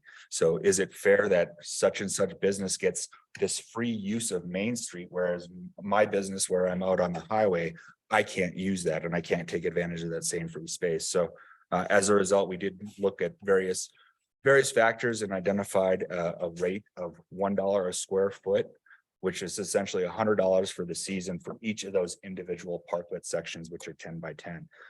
So we did do that. We had a dozen businesses again that participated in this. As a result, we did of the street being open, we saw some behaviors maybe that we weren't necessarily anticipating. We did hear some comments and feedback that some of the displays looked almost like a yard sale or some other things like that. So there may be some things that we would like to address in the future. A concern that staff identified was some of the sidewalks became almost crowded because now rather than all the people being on the street, all the people were on the sidewalks again and people riding their bikes down the sidewalks, and sandwich boards, which are supposed to be up against the sides of the buildings, as you see in the picture below, were kind of scattered throughout sidewalks. And so we would talk to businesses and remind them that, hey, the rules and regulations say this, but we weren't necessarily in a place to enforce any of those and start issuing citations or anything like that. So as a result of various factors, including the parklet use in the winter of 21 to 22, as well as some staffing challenges that we're having with Public Works, staff made a decision that, you know what, for the winter of 22 to 23, let's pull the parklet sections. And so as they were all removed as of yesterday morning. So we're not planning on having any parklets available to businesses for the winter of 22 to 23. So what's next? I think that's ultimately the punchline. And there's three different options. One, we could go back and do Promenade version 3.0. Staff would suggest that similar section of Second Avenue to Fifth Avenue, intersections of having all the intersections opens for cross traffic and movement there. Improving wayfinding and signage and do some other things. And also, but this is maybe a question, if council were to go back to the promenade, would there be a fee for that additional business space? It's not needed for occupancy limitations or anything like that. So should there be a fee for that if we do go back that way? Parklets, again, same thing. We could do it just the same as we did summer 22, where we had set it up late spring, take it down mid-October, and have a similar license fee as we did this year. Part of the purpose of the license fee is not only to for that equity concern of, is it equitable to have one business getting free space? It's also for, to defray some of the costs of public works setting up and taking down, all of these sections. And then the other question is, should there be some aesthetic guidelines? And there's always a third option. You could do it just like there is today, as we speak, where there's no business use of the public right of way at all, so. Other communities, just to throw this out there, we're not, surprisingly, we're not the only jurisdiction that's having this conversation. I would say the vast majority of mountain communities and a number of other communities throughout Colorado are having similar conversations. A couple examples here on the screen, Durango, and this is maybe one that's not a huge excitement about the parklets, because again, different communities have different constraints. Durango, they have a main street and it's on a hill like this, so Main Street's going across. They need business access to those businesses. They can't do it out of the back like because they don't have alleys that are available for that type of thing. So Salida F Street, they decided to close it off, very similar to the Frisco Promenade, where they have F Street closed from one of the downtown streets to another one. So it's about 3 blocks of Main Street with cross traffic going through it. Old Town Arvada, they made it a permanent feature and pedestrian walk in their Old Town area. And then Fruta is doing something very similar as well, where they're looking at a permanent closure on Mulberry. So again, just a few examples there. So ultimately, questions for council, and I got through that in 6 minutes. That's pretty awesome. Parklets, promenade, or neither? That's question one. And they're on the screen. You can dive into them, or we can tackle them one by one, whatever your choice is. And then just before we dive in, you had additional questions in your staff report on bicycling and other things. Are those also in this presentation? They are not. I actually dropped those were on the prior slide. Sorry. No worries. But yes. Just so council knows, since we are bumping up on time and this is all quite important, we can definitely let the conversation continue to another work session. So don't feel like we have to come up in the next 10 minutes with full answer to all of Don's questions. So go for it. Well, this may help. I think this really lends itself to, let's say this, I desire to help answer this question to get more community input. And I think if that's where we go, the conversation's done for tonight, come back with that information. That's just me trying to be timely with what we got going on. And I truly believe that this should come from the community. And if I may jump in, about this time last year, actually at the end of August, I think of 2021, we did some pretty extensive surveying of the community, and similar to our last conversation about barbecue or whatever else, it was a non-scientific survey. We sent it out to everybody, and the people that were really passionate one way or another responded, and the results certainly show that. I think the results were somewhere in around 80% of responders said, we want the promenade. But they weren't all the business owners. The business owners was a little bit more even of a split on that. So again, what I would suggest is if we were going to go out and we did the same methodology, whereas a staff initiated survey, I suspect we'd get very similar results again. If we were to really want to get some good data on that, it might take a little bit of some funds in order to get a more scientific survey. So my feeling about getting that input is if we're gonna ask, then we have to go with what the response dictates. Because that was super frustrating last time. There were so many people complaining, like the Summit Daily puts out, and it was 80-something% want it, but it's not gonna happen. So why'd you ask, right? So I just think if we're gonna ask, then we have to go by, let that determine whether we do it or not. I'm okay with that. I just don't think that we should ask and then ignore. But what was the amount for the business owners? You said it was kind of split.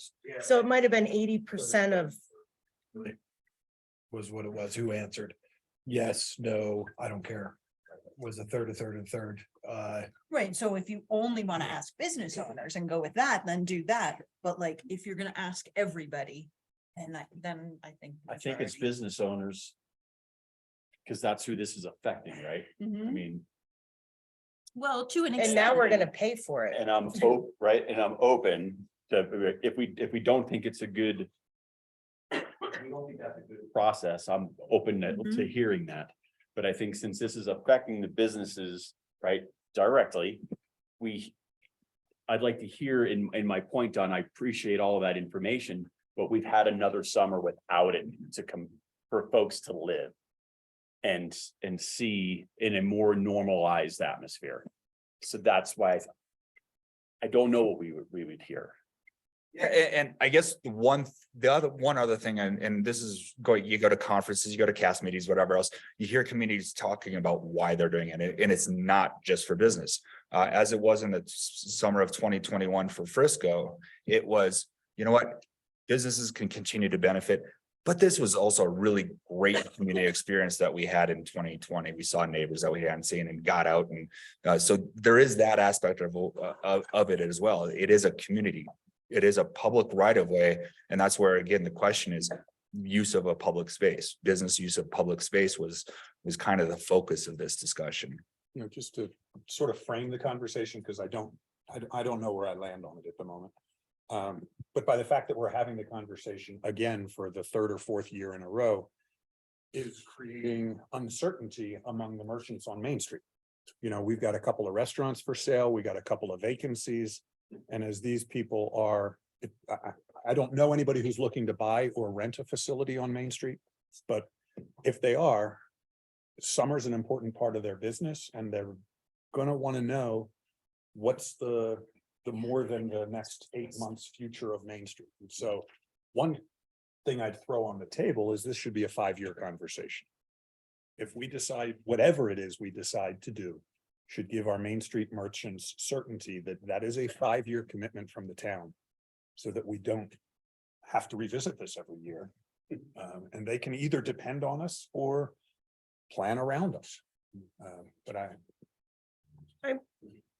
I love what you just said, and I apply that to businesses that already exist on Main Street. You know, people that have spent a lot of money to create outdoor space for their businesses that isn't part of the promenade, like the Uptown on Main, put a lot of effort into creating that rooftop. And, you know, they put that money and effort into their business in order to create a unique outdoor space to you know, it's like part of their business plan was to create a better building for their business. I don't know, I'm just throwing these things out there because that's stuff that I think about all the time. And, you know, I'll let you guys talk.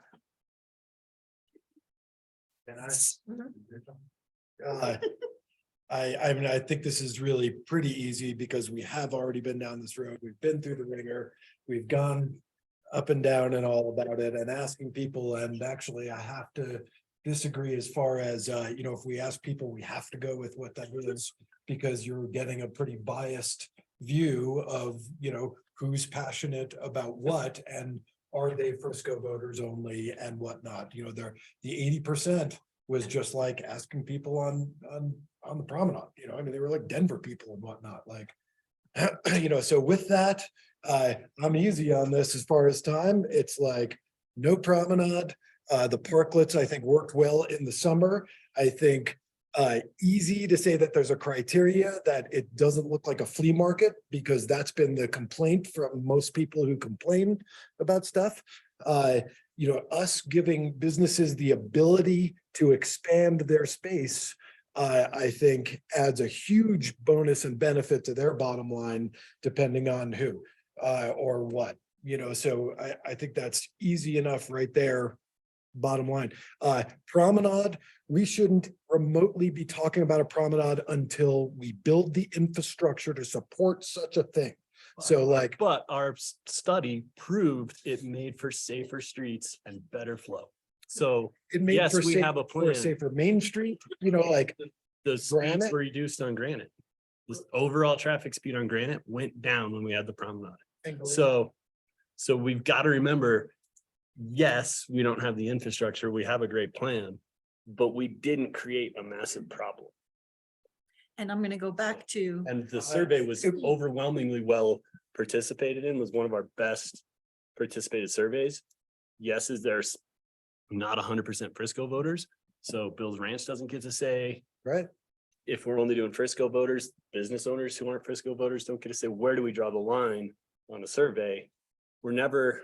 For sure. So who is it that you're gonna follow, you know, in? 5% is a pretty overwhelming in support of. Right, so I have to partially disagree in talking to businesses. You know, the businesses, again, as I landed back on this earlier, the ones that were the nose on there had many reasons, traffic patterns and everything else were fully part of it. You know, and you know, the signage and the parking and everything else.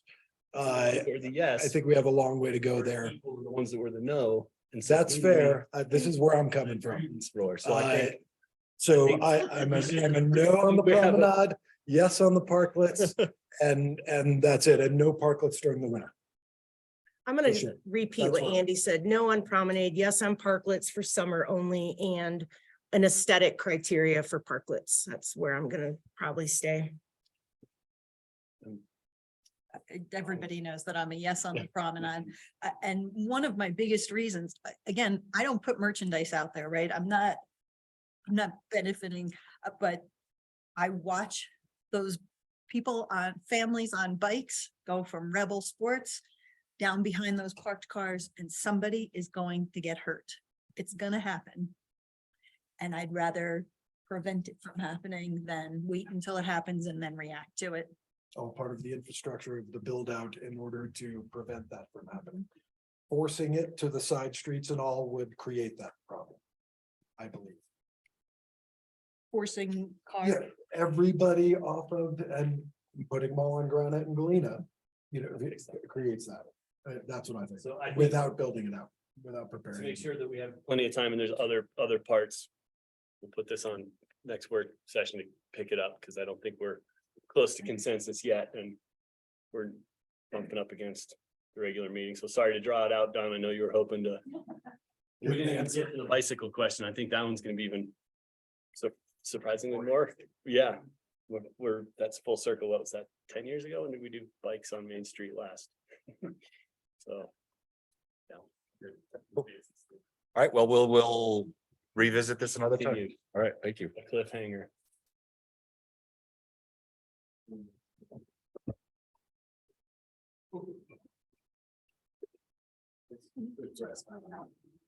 Yes. Pushing. Quick. Right, right. It's the parking and everything else, and like, and, you know, I mean, that means Thank all you. the bikes and all the cars driving down a smaller street. The You know, bikes should stay on Main Street. Bikes should stay on Main Street.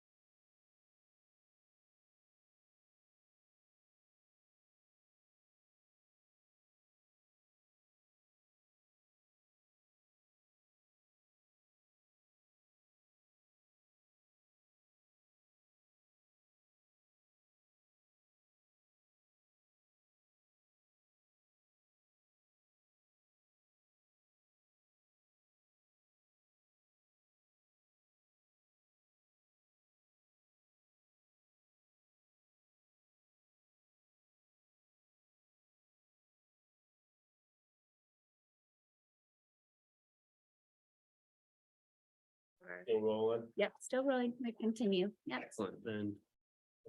Good evening, everyone. I'd like to call to order the regular meeting of the Frisco Town Council. We will, as always, start off this evening with public comment. Anybody wishing to do so, please be topic specific for anything that is not on this evening's agenda. State your name and your address for the record and keep your comments to no more than 3 minutes. If you're joining online, you can raise your hand. And We can. yep, Hi, this is Paul Guglielmo. Some of you guys know me as Fatty. I'm here with Julie King. Did you guys just say that you don't want any comment on what you were just speaking about? You only want comments on other items? no, so nothing that's on the following agenda items. Okay, so that would be the 2 readings of old business on budget items. So I just wanted to comment work on, session items, you can, work session items that we were just discussing, feel free to comment on. okay, I just want to make a couple of comments. I kind of agree with Lisa's sentiment towards the 4th of July parade. I'm not a parade person. I think it's important because it's important to so many people that we do consider everyone and all their different varieties of presenting within the parade, if you will. I'm sorry that Liz had to deal with that great granddaughter of Senator McCarthy who called her un-American because she had a different point of view. But I think Liz is onto something as far as opening up to a new, broader ideas. I mean, I just think you should be careful when you direct or sway or influence the parade floats and other presentations. When you talk about representing who we are as Frisco, I think it's kind of really important that you respect everyone and other people's things that are important to other people. I think that's what a lot of the problems are in the country right now. People just don't respect other people's sides. I mean, obviously we don't want offensive things, but I think we should be open. If it's not something that we love, I think we should still be open to the idea. And I think you guys are pretty good about doing things like that. So that's just my thoughts on the parade. Regarding the barbecue, I don't think it would be a bad idea to take a break from it, be it a year or two, and maybe explore some options. Do your research, because you guys are very good at doing research and looking into what people seem to like. I think if you brought it back at a later time, that isn't a really big issue, because in Frisco, we have the history of the barbecue, which if we change it into something else, we still have a standing history of a town that knows how to throw a good party. We have a great location and we have the enthusiasm of the people to make it work.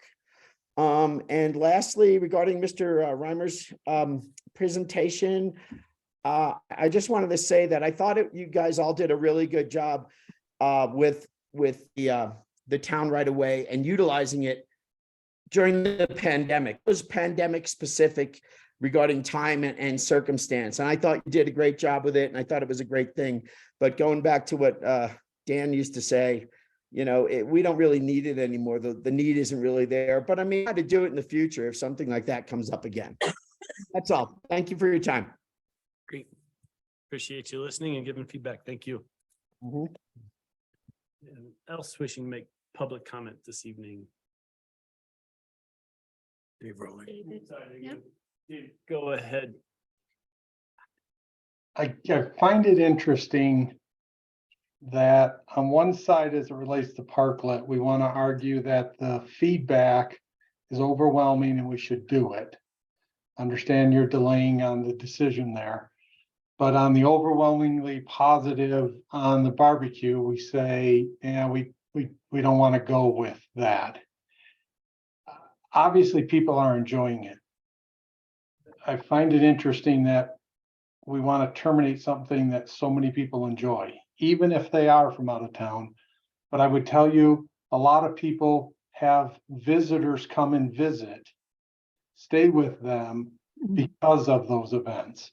And so we're discounting the residents' enjoyment and having friends and family come simply because it doesn't exactly match with some quasi-arbitrary definition of what Frisco is. I mean, you can extend this out and say we should get rid of bars because they have a lot of glass that's not highly recyclable from the liquors and wines and beers. And, we don't want to be known as a place that has drunks. So, where do you draw that line? I just think that we got overwhelming feedback year after year after year. People really enjoy it. And you already have heard the feedback you get when you get rid of fireworks, which I still think we should do and pursue. And we got a huge body of water that makes it completely, if not completely, nearly completely safe. But I also would say I like the idea of the boats, but be cautious when people really enjoy it. They're making a statement about what, at least some of the things they enjoy about Frisco as residents.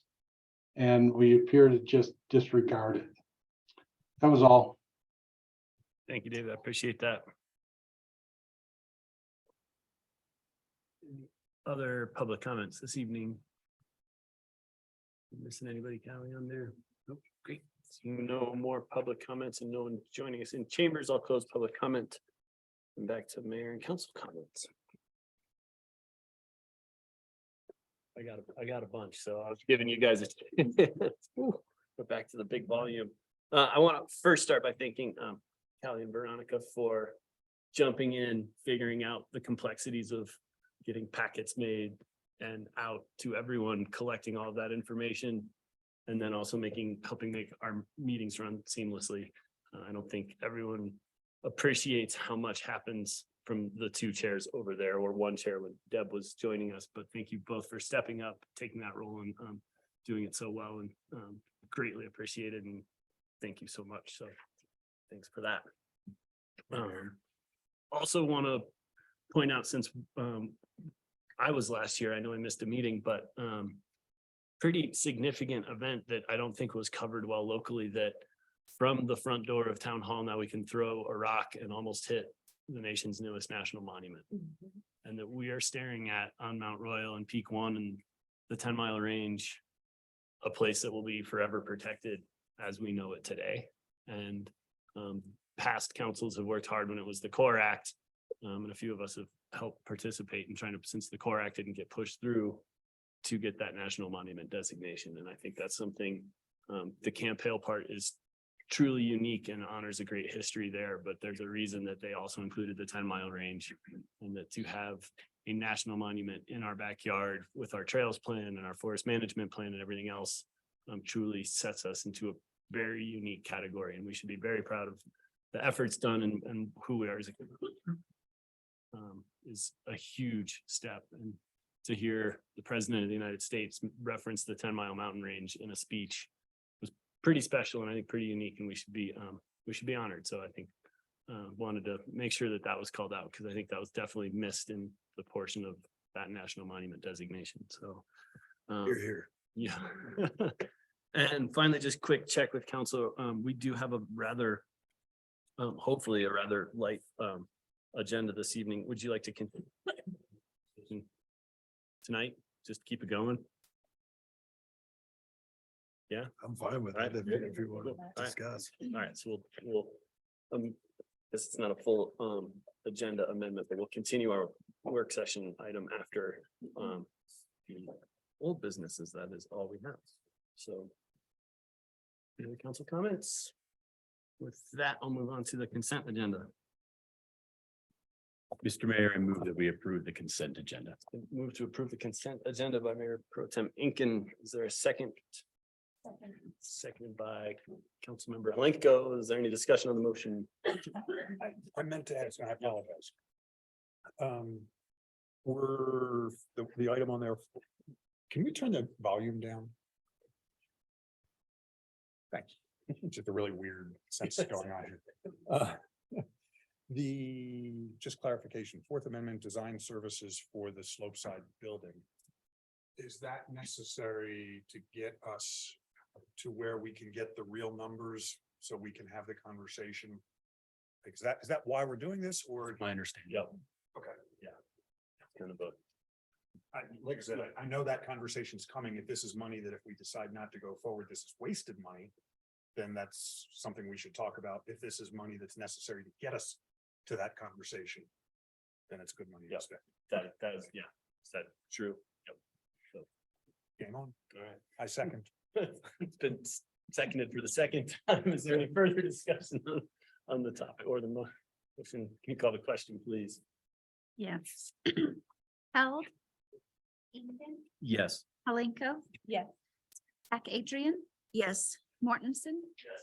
Aronson, Yes. Burley absent. Thank you. Thank you. Next up this evening is old business. This is agenda item number 1. This is the second reading of ordinance 22-14, ordinance adopting the 2023 budget and appropriating sums of money to various funds and spending agencies and approving the 2023 and 2027 capital program in the amount and for the purpose set forth below for the town of Frisco, Colorado for the budget for the 2023 budget year. Public hearing, turn over to welcome. Thank you for having me, council. Dylan Olchin, I'm filling in for Leslie. She's out of town this evening. First, I'll present our second reading of our budget, not nearly as in detail as she did our last session. I will note that you all approved that last session. Our budget ordinance adopts total expenditures of $65,039,039 and change. That's supplemented by revenues and reserves to adequately meet those expenditures, leaving us with a total ending fund balance of 2023 of $25.5 million. The one increase from the first reading until now was a $3,000 increase in our nonprofit discretionary grants that you all approved. That's been added to this budget. This budget has been prepared with council's strategic plan and goals in the forefront of our decision-making. It's our recommendation that you approve the second reading of the budget. Excellent. Question. Any questions? Please let me know. Questions, I'll open up for public comment. Anyone wishing to make public comment on this agenda item, do so now. Joining online, you can raise your hand. Seeing no public comment, close public comment, back to council discussion. Go for it, spend some money and. Mayor, I move to approve the second reading, the ordinance 22-14, an ordinance adopting the 2023 budget and appropriating sums of money to various funds and spending agencies and approving the 2023 to 2027 capital program and the amount and the purposes set forth below for the town of Frisco, Colorado for the year of 2023 budget year. Moved to approve by council member Held. Is there a second? Second. Second, Adrian, any further discussion on the motion? Call the question, please. Incan, Yes. Palenko, Yes. Scripsack Adrian, Yes. Mortensen, Yes. Aronson, Yes. Burley absent. Held. Yes. Thank you. Thank you. And next agenda item this evening is also old business. This is the second reading of ordinance 22-13. Ordinance levying general property taxes for the year 2022 to help defray the cost of government. Open up the public hearing. Back over to Dylan. This ordinance is even more riveting than the last one. It is approving our mill levy of 0.798 mills. That results in a total collection of $205,000. $205,574. It is our recommendation that you approve this minimum amount. Tried to make it exciting last time. Tried. Are there any questions? Dylan. Open it up for public comment. Anyone wishing to make public comment on this particular agenda item, maybe so now. No public comment. Close public comment, back to council discussion. I will support it this time, I promise. Mr. Mayor, well, I'm going to reiterate just in a comment that we're not raising our taxes. And I'll say this every time until the floodgate of hell opens up when the new assessment notices come out. That it's not something we've done, but just start preparing everybody and anybody. It's the perfect storm where the new assessment rate will be based on, I think, July 1st of last year, right about the moment that real estate prices peaked. And now we're doing something other than screaming uphill. And just it's gonna be an interesting public relations dynamic when those new assessment values come out next year. It's not because of anything we've done to collect $203,000 of a $69 million budget. Well said. Mr. Mayor, I move to approve the second reading ordinance 22-13, an ordinance levying general property taxes of the year 2022 to help defray the cost of government. Move to approve. Second reading ordinance 22-13 by Councilmember Held. Is there a second? Second. Second by Councilmember Aronson. Is there any further discussion on the motion? Hearing none, call the question, please. Alenko, Yes. Scripsack Adrian, Yes. Mortensen, Yes. Aaronson, Yes. Burley absent, Held, Yes. Incan. Yes. Thank you. Thank you. Stanley? Thank you, council, for your quick responses. Your yeses always make my life easier. Appreciate it. All right, Don, did you get dinner? Did we give you enough time? Dylan was almost better at getting done through his things faster. Well, thank you for. Absolutely. Where did we leave off? Something. I think Andy said. Promenade. So there's 8 in favor of the promenade. And then 2. I think that was my math. I think I kind of cut you off, Andy, so if you wanted to kick back in or pick up on anything else, or. I know you. The only thing I'd say I didn't add was, we did the right thing during COVID to do this, right? And then we pretty strictly said at that time, without the need of COVID, we don't need the promenade necessarily. And, but then it's on, us otherwise to say that it was a community thing. I was saying if we were going to do the promenade, then we better change all the verbiage to be focused at what it is, the direction that we're trying to give for it. So if it's a community building or social experiment, then so be it. But yeah, again, personally, I side with the businesses that felt it was inequitable. Thanks. Yep. And I fully agree on that, why we started it and what it kind of how it came about. For me personally, a huge pivot to the community side and the benefits that I never expected from that. And that's been a fair amount of the feedback I've heard. Even from those who opposed it, how much it did bring people out together and create that atmosphere. So, but for sure, there's the only reason that we would be doing this and that I am in full support is it was probably one of the most meaningful community things we've done. And as in public comment, we heard from Dave Rowling, like getting away from another thing that the community does really like.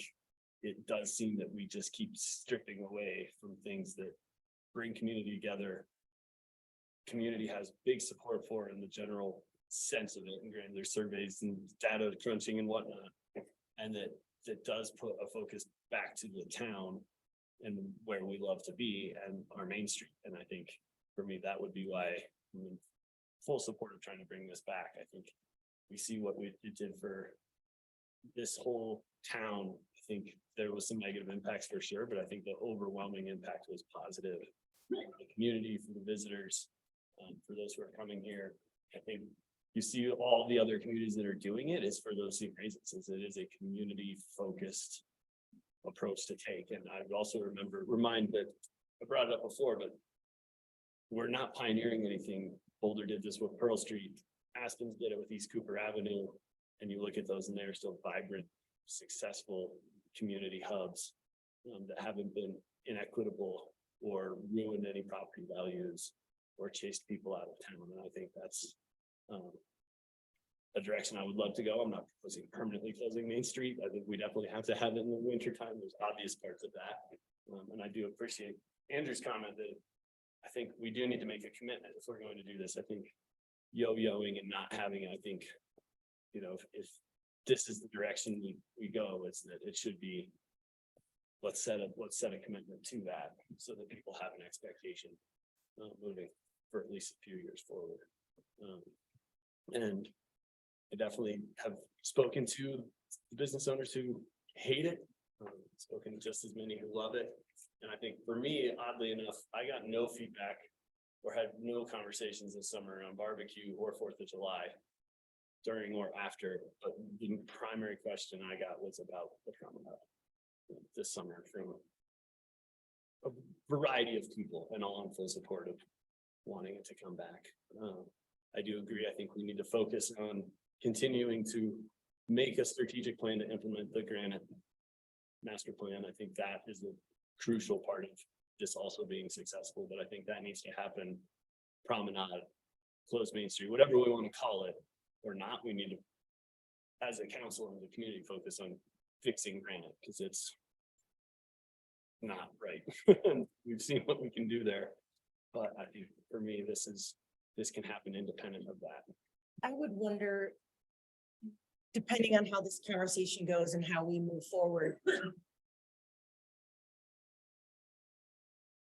If we're talking about implementing a promenade for the next 5 summers, we're gonna need more community input. Yeah, and I think I go back to where Rick started. I think, and maybe it's not a survey, but in conjunction with the survey is a few town hall open houses like we've done pretty successfully in the past to try to get kind of spread them out over time and try to meet people where they are to get that feedback in conjunction with the survey. And maybe one of the things we asked the people who attend is, did you fill out the survey to see where that lands? But I think we've had success with our parks plan and our trails master plan all came from very successful participation in town halls. We did give beer away, that helps, but I think people were interested beyond the beer. So we can do that again. We can do that again. We have great, as Liz said, we've got great, but I think, that's what I would support is bringing this to more public comment. And as Lisa said, but we need to be prepared, and I would be fully prepared if the overwhelming response is no, then. But also have some ideas of like how do we advertise the businesses beyond the promenade? Do we do that for them? I would want to, whatever, however we do it. But also, there's like the guy, Steve, on the corner of 4th and Main that has this furniture business. And, he really struggled during the promenade. He sells big things. And there was no way for his customers to pick up what they bought. We bumped the Jersey Berry over and gave them access. Yeah. So Right. we can, and I think that's if we do it, we have a big plan. I think these are the things that we do need to talk about and have those specific call outs. And I think that's super easy to accommodate into that, right? I mean, we've got 5 city blocks, town blocks, sorry. 3. It depends on the extent, right? Right now, it's But been still, 3. regardless, it's a huge amount of space that where we could make combinations. We're not truly adversely affecting like someone who doesn't need to move it. I think he sells couches, but he's got Beds, furniture, beds. beds, Yeah. So, yeah. I think there's- I'm probably gonna always be a no. But I'm open to the conversation. I don't know what would convince me in a different direction, but I have a business that is a community spot and I have a lot of people that gather there every day, all day to look for each other, to hang out. So I'm lucky enough to enjoy that kind of environment of community already. I don't know. And that's why I'm in the business that I'm in. Honestly, I want to create that space on my own. I gotta say I think the parklets really kind of added that dimension to activate spaces of Main Street in order for people to sit or, talk or hang out or gather without only sitting on the coffee shop's patio or Lisa's 3 chairs out front. It's like with the parklet you do, right? But like But that is the thing. I think the parklets actually sufficed for what that particular need is. That's- So, and I partially agree, but there's also. We have very limited time up here that we can all gather outside and be together. And I think to take advantage of those couple of months, their families were safer, right? Like come and be on the parklet, but there's still cars and motorcycles and whatever trucks going by. And so you have to be really careful. This just, it felt very free for people that they were just able to be there and be together. And we don't get that much up here. I mean, I see what you're saying, but look where we live. And, you know, like, there's a lot of spaces to be free. But also, I think from my own experience, like groups of people that I know, I mean, they hang out in families year round. 3, 4, 10 families all go skiing at once. Like they all take care of each other's kids and they're all, I mean, Just a purely social. I think we have plenty of public parks. We put a lot of money into the marina. We have the PRA. We have created so many awesome things for people to hang out in. Like, then maybe they'll just start using the parks more. I don't know. I just don't know if it's appropriate to close our main street down just so there's a I mean, we have a strong community here already. And in the sense that if I need to go talk to somebody, I go find them because I know where they're at.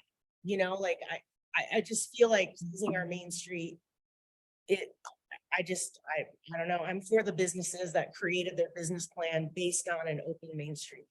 Like when everybody decided to buy a business and operate, they weren't thinking, oh, am I gonna have to factor in a closed main street for the next 5 summers or whatever? I just don't think it's fair. And I agree with you on the business. I think that, and that's an important question, but I think for me, overwhelmingly, what surprised me is that pivot from we doing out of necessity for COVID to how many people within the town said it was the biggest community creating thing we've done.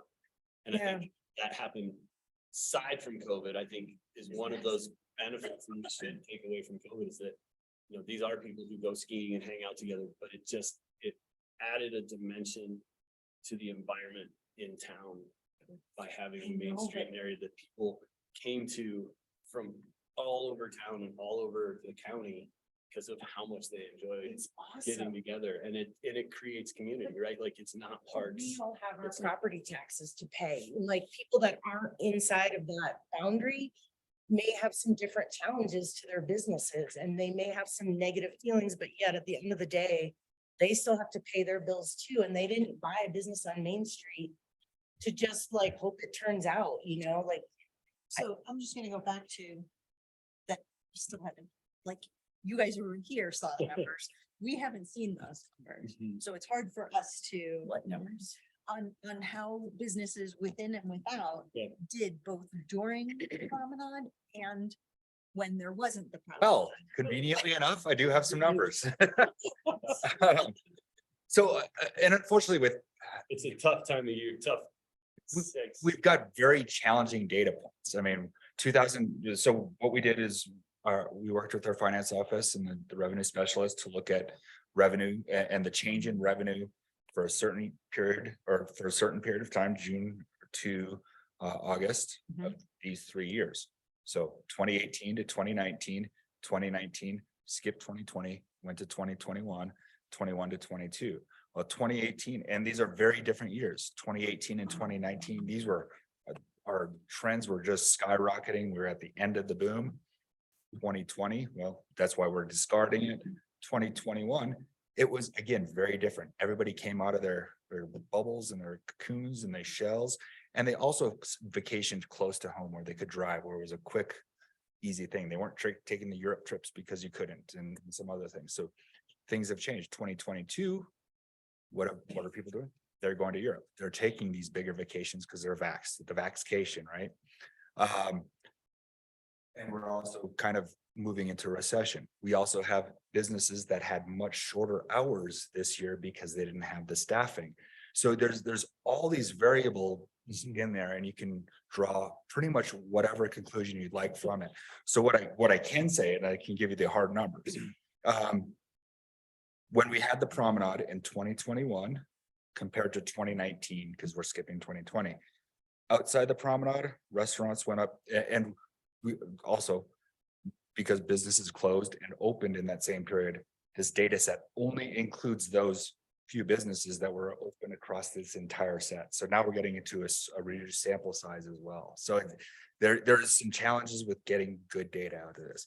But 2021 to 2019, there was a 10% increase inside, or I'm sorry, for restaurants outside the promenade, 20% increase for restaurants inside the promenade.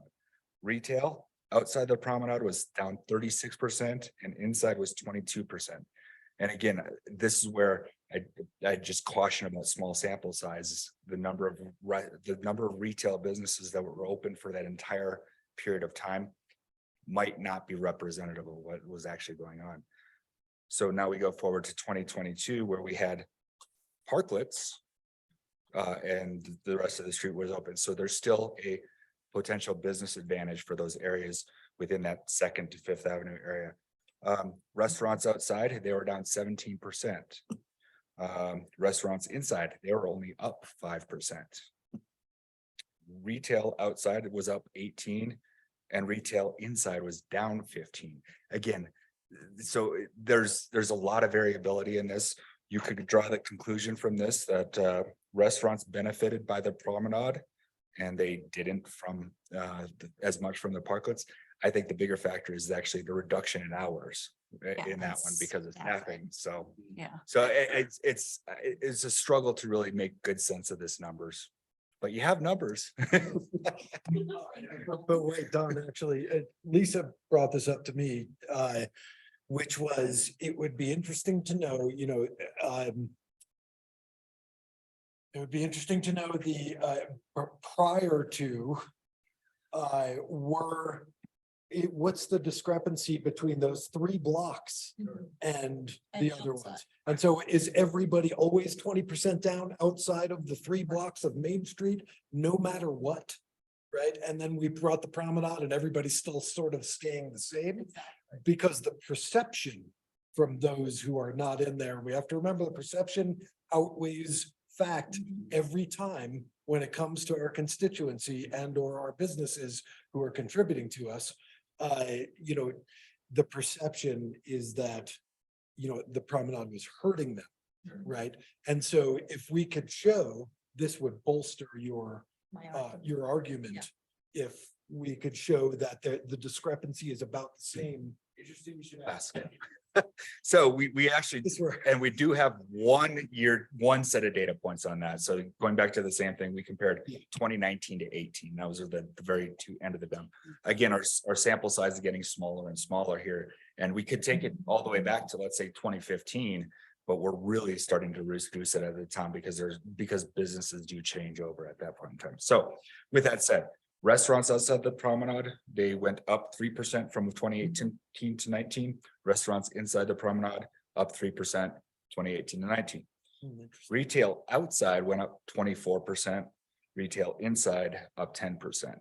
And again, so the challenges with the number 2, again, was when we're such a small sample size, Soleil, our revenue specialist explains, the state will allow you to pay your sales tax quarterly. And we're not actually doing this quarterly. So some businesses do it every month, some do it quarterly. So there's a ton of variation when you're getting into the small sample sizes. So I think it shows something. I would caution to read too much into it in any direction. And that's why I didn't have a nice graph in my PowerPoint. I mean, is it appropriate for me I won't say specific numbers, but is it appropriate could I talk about my own business? Sure. Yeah. Like, I will say that this past summer was busier than any summer I've ever had. And that was with no promenade. With closing more than you would have, maybe. No? Yep, yeah, we changed our hours again. We close earlier, 3 days a week now because of staffing, but I mean, we're ahead of any prominent year and we still don't operate full. Yeah, I mean, we have consistently gotten busier also, but I think that COVID redefined what life is gonna be like.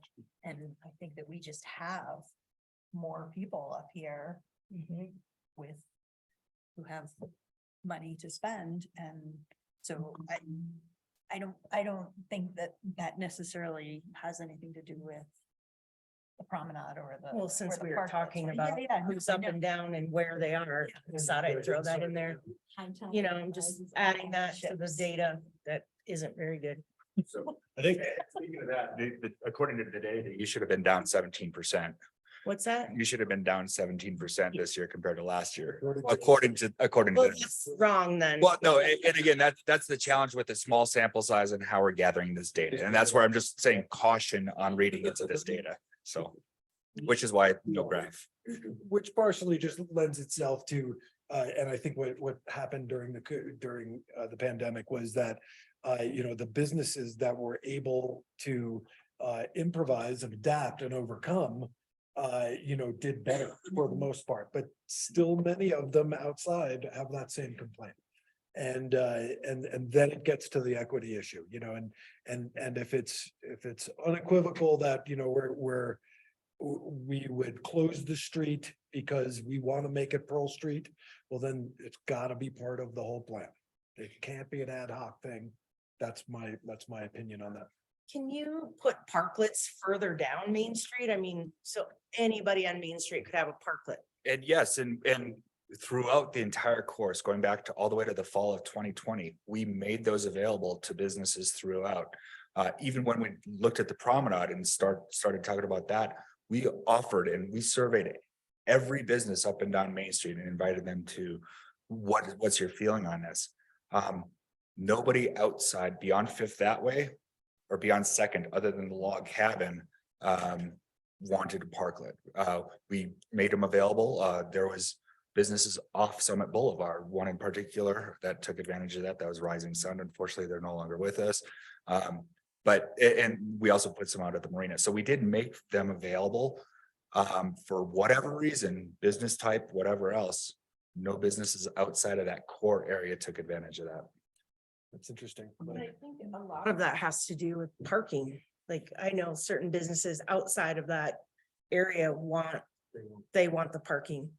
And there was businesses that were within the promenade that also chose to not have a parklet this year, which I've been doing my own little personal checking in with people on Main Street, collecting my own data about who's in and who's out, and I'm just wondering if the parklets are available to anybody on Main Street, that seems more equitable. If the promenade's only available from here to here, that does not seem fair. Because despite the community feel and everything, like all these folks have taxes to pay, they have mortgages on their buildings, they have. But you're making an assumption that nobody's gonna spend money at these businesses ever again. Like I'm that's, not- it's an assumption that, if you look at just the references that Don had in this packet of the communities that are expanding this, like they're having these same discussions and they're moving forward because the equity side, there's still same amount of people in town. If anything, they're gonna be right in front of those shops because that's where They they will don't be get able to to park. choose, like, I'm just saying, it's about.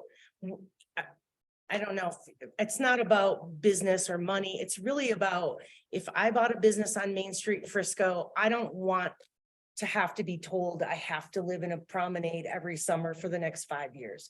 Because I pay a mortgage on an outside patio that I bought on purpose so that I could have an advantage to my business. That was like a business idea.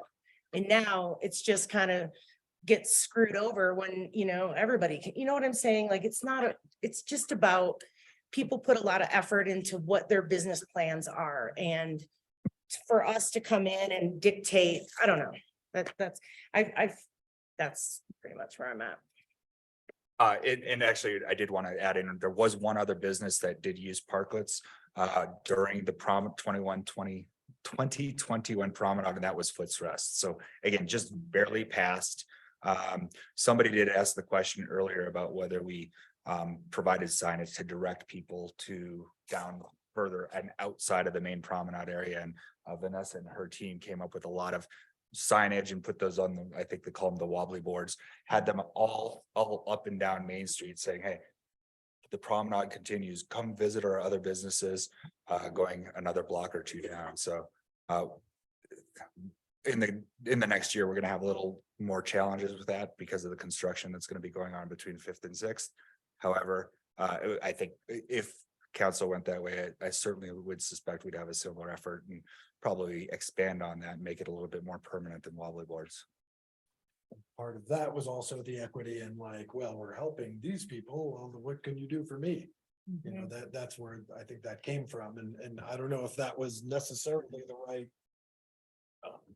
answer to that as far as for the other businesses. Did that do anything? I don't know, but and what more could we do, or do we have to?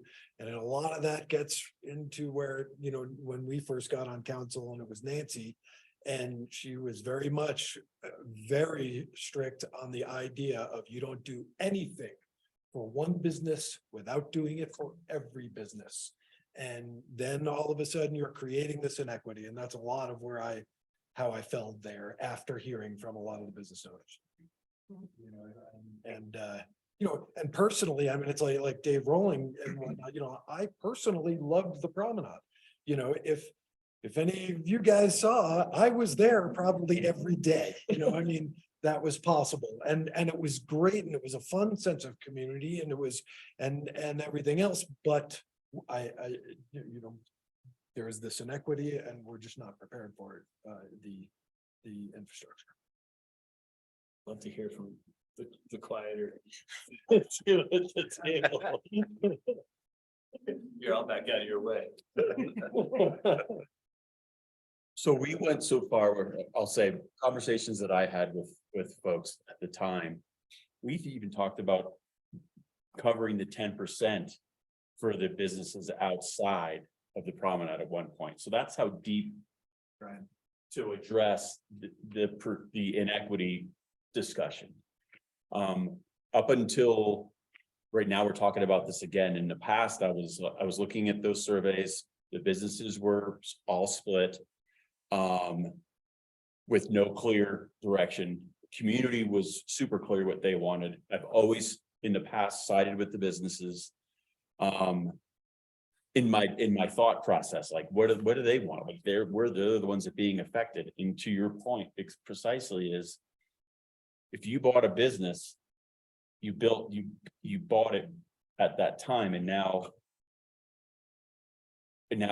we're looking at changing it. So this is where I'm going to fall back to, is because I still have those opinions, but if I do think it's appropriate, especially after this summer, to have more community conversation, see what that direction is, and then make decisions based on that, because they've had time to see how their business went without it. And most importantly, and I don't know how to frame this up, smart folks that work with Don will. And Don. Thank you. Those people that hold it up. No, but what I'm saying is we're giving people lead time. Hey, this is what we're gonna do. We're gonna move forward. We've done our due diligence. This is how we're gonna go forward, and here's your timeline. So I don't want any of our businesses to leave. However, if that's the direction we're going to go, we need to give them the opportunity to do what's right for them and their business. So I'm looking forward to more input.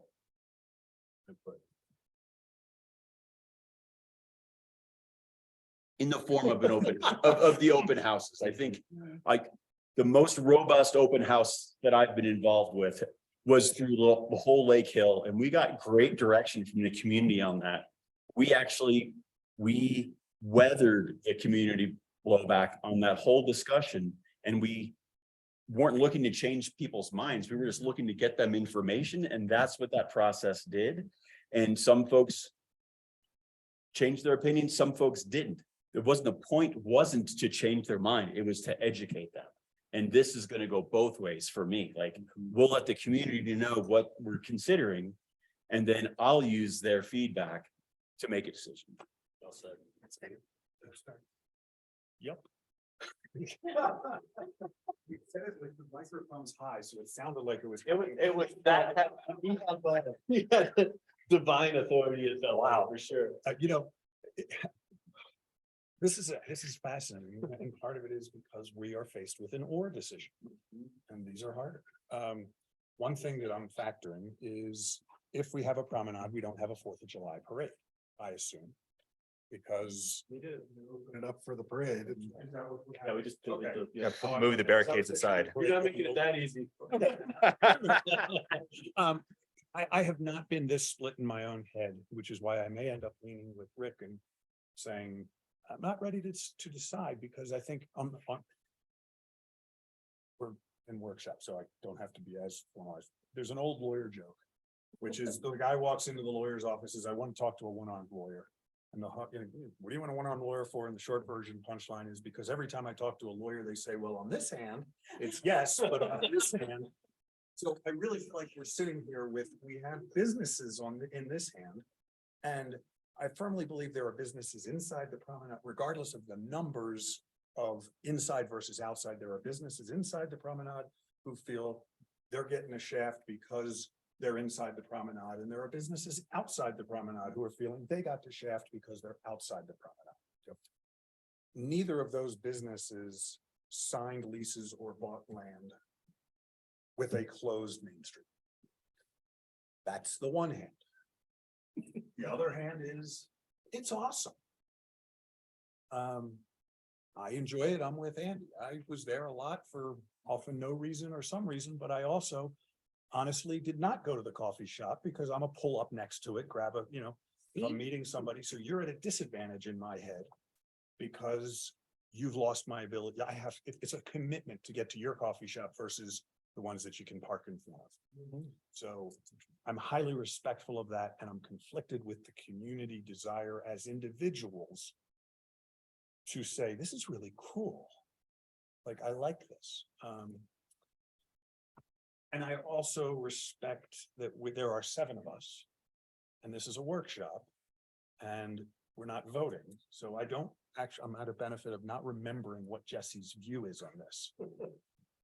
But I think she deserves to be heard because it's important, and I don't remember which way she went, but I remember she cared.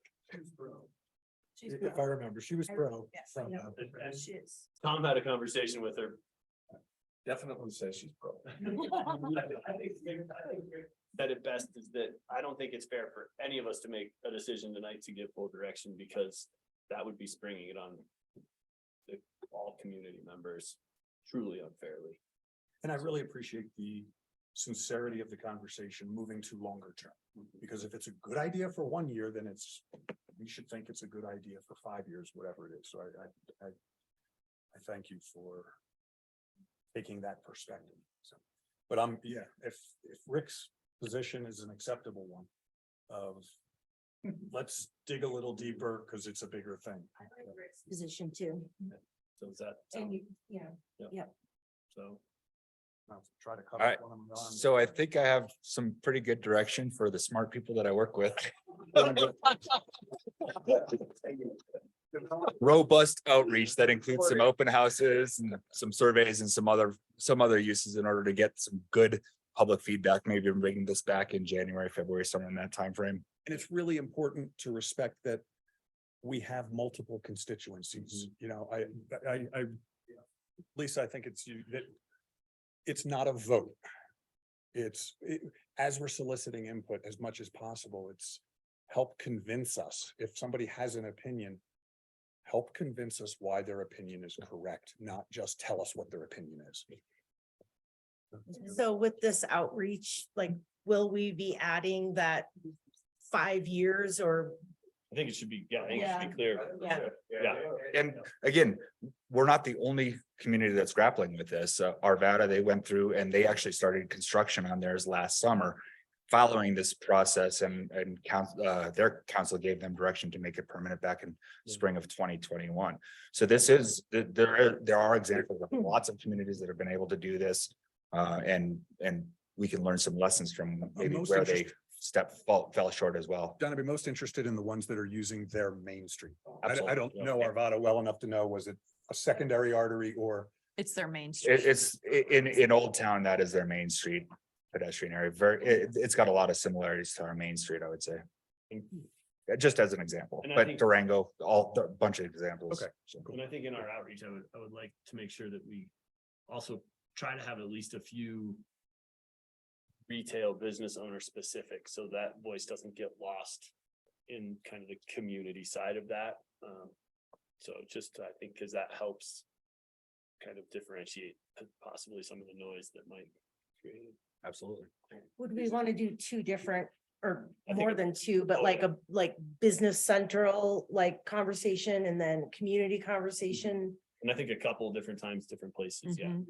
And are Yep. we consistent that if there's no promenade, we do want parklets?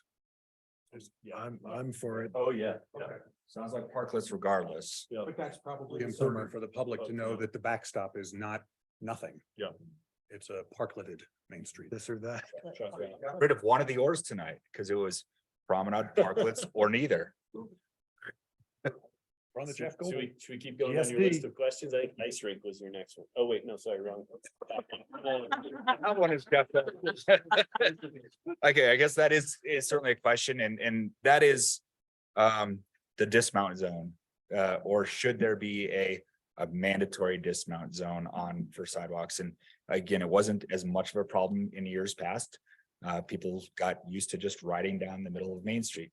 Well, now that Main Street's closed to vehicles, people ride down the middle of the sidewalk instead, and it's not safe. I've certainly seen a number of near collisions. I'm sure anybody who's walked around Main Street or has a business there has seen it as well. So we've got a number of very nice signs that say, please dismount. Unfortunately, a lot of people frequently ignore those signs. And so I'm sure there's some history here, it sounds like, about prior discussions of this particular topic. And I guess at least at this point, I'd just like to open it up, see what thoughts and opinions there might be on this. I almost want the chief to come up. His reaction was great when we talked bicycle. But that's okay, chief, you can. The motorized scooters are, I think, becoming a bigger issue than the bikes. They are cruising up. Yeah, I haven't seen them as much on There's been the e-bikes too. sidewalks, On the but the sidewalks. motorized scooters I've seen a lot of. It's very dangerous. The shiny helmet. Oh, the motorized skateboard guy. Yeah, all those things. Roger. Oh, Yeah. I mean, I'm very opinionated on this one. I'm happy to jump in and share. I mean, some of the history is, a lot of this came up after Step Up Maine, and I think Diana Vanessa she can help. I think last time and it was a lot of, like, we redid all of Main Street. We did such a great job. We talked about doing the back end diagonal parking in the summertime so that when people were pulling out, they could see everybody, and then it got confusing if we were switching parking one direction in the summer and then the other direction in the winter, because we didn't think people would want to back in the winter time. All in an attempt to solve this problem of people going east behind the cars not being seen, being a huge concern. And the conversations have always kind of just been split between, it's not safe to have them on the street and it's not safe to have them on the sidewalk. And that's why we continue, I think, in the past councils to punt. Cars on. Main To Street. punt, unless we get rid of the cars on Main Street, and then it's no issue. And then we solve, and then the signs came up one night, when the past town manager had them put up, and, but yes, they're an unenforceable non-ordinance. That's why it's politely asks, please. Right. So that, I personally, I'm in the camp of both. I think it's a better decision for some people who have come up here and rented a bike and haven't ridden one in X number of years and aren't good at multitasking and focusing, that if they're cruising down the sidewalk, I think that's the safest place for them. and other folks, I think, are adept bike commuters or bicyclists where cruising down the street, they're ready for the car door to open or somebody to back out. You're prepared for that. So I'm in the firm camp of leave it as it is, but would completely be open to entertaining, like, no motorized, mechanized, anything on the sidewalks, e-bikes, e-scooters. Obviously, we have to carve out ADA things, but that's an easy. That I think is a different category than the bicycles, skateboard. May I? Oh, yeah. This is a tough one, if we're not really going to enforce it, if there's a promenade, people are gonna ride down the center of the street because it's fun, it's relatively empty, it's pretty darn safe, except for, if they're doing wheelies and they're doing 50 miles an hour. So there's that. I think no matter what, we need a designated bike lane on Main Street, like a yellow. If it's right behind the parked cars or whatever, or if it's in the center of Main Street or wherever, it should be, the smart people, planning, should decide that should be. I think that would make a huge difference initially, right? Because that way even people parking know that they're crossing the bike lane and then they're gonna back out over this yellow, strip. It's how Europe does it. It's why Europe does it, because it's safer and it's designated. Right now we have just like the biker painted there and you ride over that, but cars don't pay any attention to that whatsoever. And as somebody who rides daily down there, cars don't pay any attention. I think if there's something designated, they're a little more forced to, for that. What's the problem we're trying to solve? Meaning, where is the biggest problem spot in this conversation? The biggest problem spot is actually probably as you're coming off past the historic park.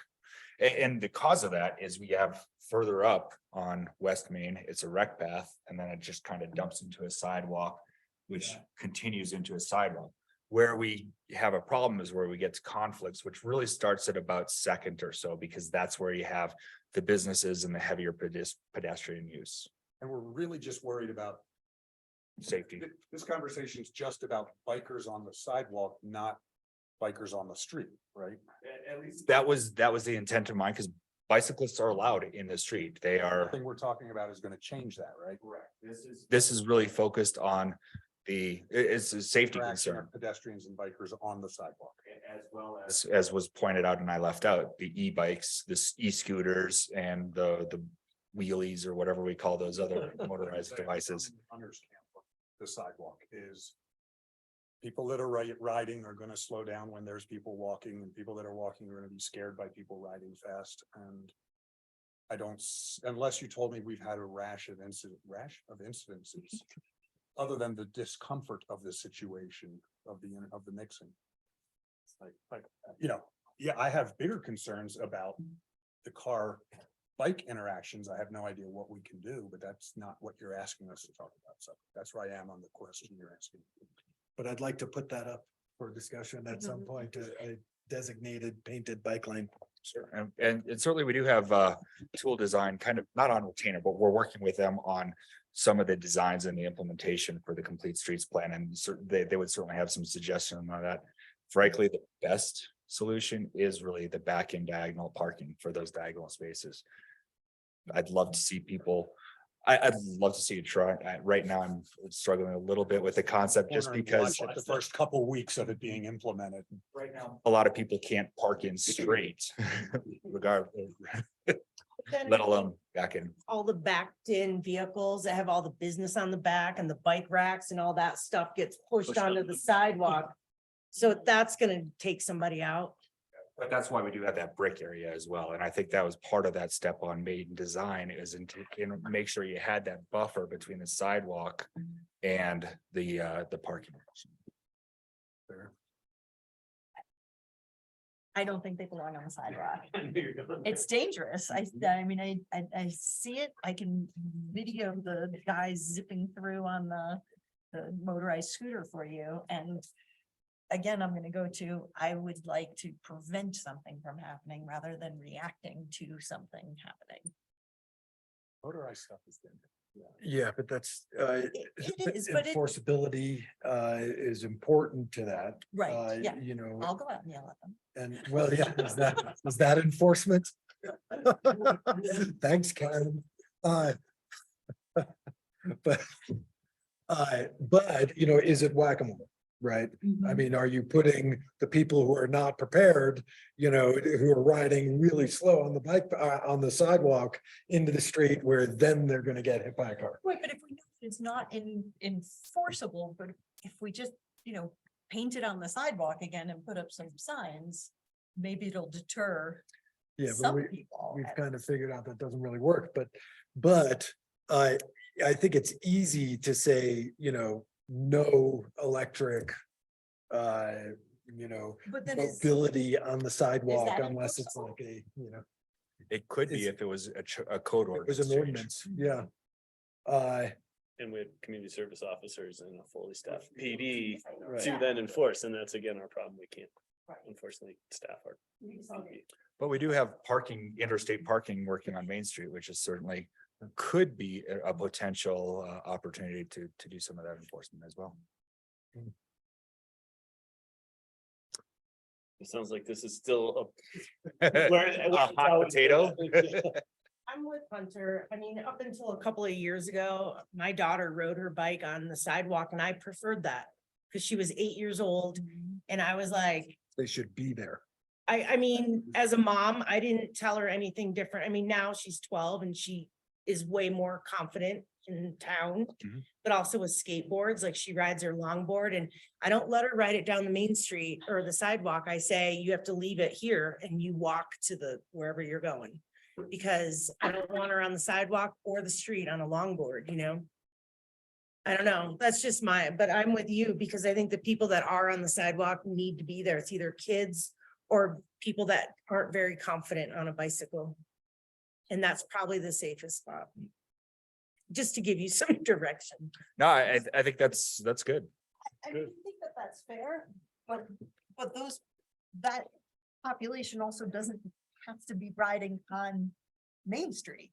What population? Whoever is, you're saying there's certain people who aren't confident enough to ride on Main Street, right? But the people who are walking Main Street and shopping Main Street have to be on the sidewalks. They might and be so riding now their they're- bike to a shop and how do we know where people are actually going? And Main Street should be for everyone in any shape or form. If you want to be, Follow the yellow brick road, you know, I mean, like if you have a designated bike lane that veers off and goes down the alley too.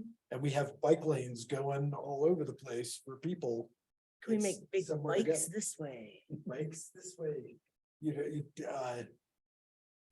you know, I mean, and then you got Rebel Sports and those are the people, Yes, you know, who come up and rent those bikes and they haven't ridden it 20 years. watch it all day long. They're all like,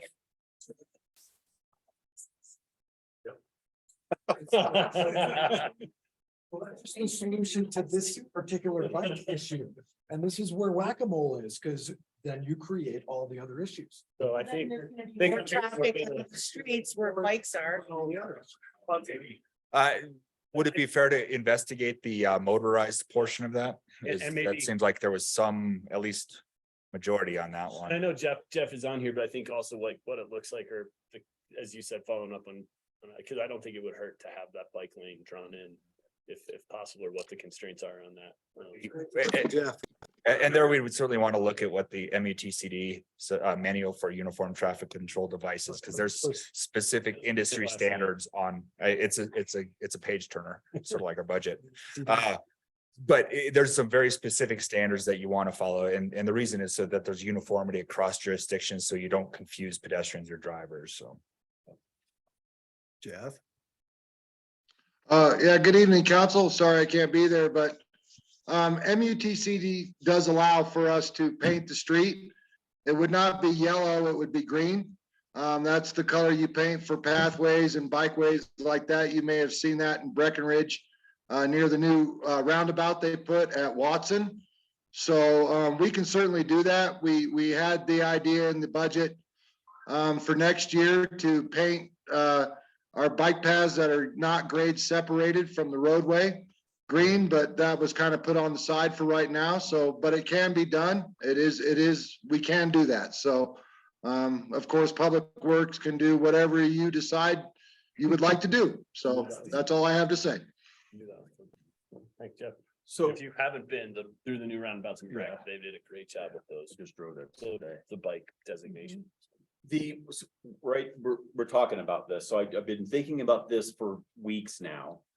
And if we can get the bike path on the designation on Main Street, that would be great, but more to the point of what I've been thinking about is if the town is driving bike traffic or pedestrian traffic somewhere and it crosses the road, and let's just throw out Fifth Avenue, right? Every section where that bike path, we're directing those people should have a striped crosswalk everywhere in town. And that's gonna cost us Public Works time and paint. But I think that's money well spent. And I would like to see us move in that direction, like as soon as the sun comes out. And all the, and the roads are good enough to get it done, just so we're keeping it safe, right? That's what we're all looking for. If we're taking them in a direction and it's crossing, we should have a pedestrian crosswalk there. And I will say too, Jeff and Addison and myself and Susan met with Tool Design, who's again, the consultant that drafted the Complete Streets plan last week on some quick step implementation ideas, including what Rick just described, as well as some potential stop sign improvements for intersections on Granite. And because it is a traffic control change, and we do want to make sure that we have that engineering design and budget or influence in there to make sure that we are doing something that is defensible in the event there was some sort of incident as a result of one of these things. So we are progressing that direction though. We move on. Yeah. Next two questions Don had. I've got your report up still. Continue the license fee if and when Parkland's come back. I assume council's all full support of that. I think we'll do the promenade one when we get there. Cool. Got some good direction. Anything else that we missed? Piece, no? Okay. Sure. We got 5 minutes. Appreciate everybody staying later. I'm back. Back. You didn't think we were off that easy, did you? You didn't see me packing up. Some. Oh, Some not. Oh, thanks. Everybody gives anybody need a 5-minute break? Done. We're gonna take a quick 5 minutes. I do too. I'm sorry. I'll make this fast.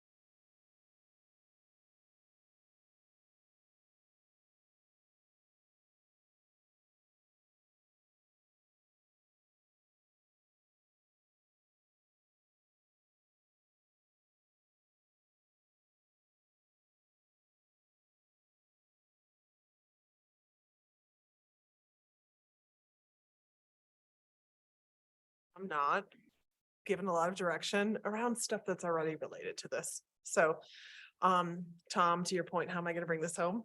I'm gonna make it a whole lot easier than these questions even are.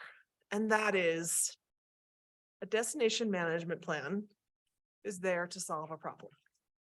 The challenges we've identified that are most prevalent around tourism, the things you hear people really grouse about, understandably, parking, trailheads, event fatigue. You've dealt with you dealt with one of them in a big way tonight. So what are the problems? Are those the challenges that you're seeing in terms of us being able to manage our destination? Do you think that we need a plan to help with that problem, with those problems or challenges? You know, I went to the cast event last week. And I think it was the first little presentation. There were some different folks like Elizabeth Lawrence talked about the Quandary Trailhead, and then they talked about a trail in Eastvale, and then Hanging Lake and Maroon Bells, and just this is just an example, but basically just how they navigated those situations with overcrowded trailheads and what strategies did they use to kind of change user behavior and manage those places. And so I guess my question for you would be, is this destination management or peak day planning process, or is that something that you would do, is like maybe address crowded trailheads, or, you know, I mean, is that what you're saying? Bring that question, turn that around. Yeah.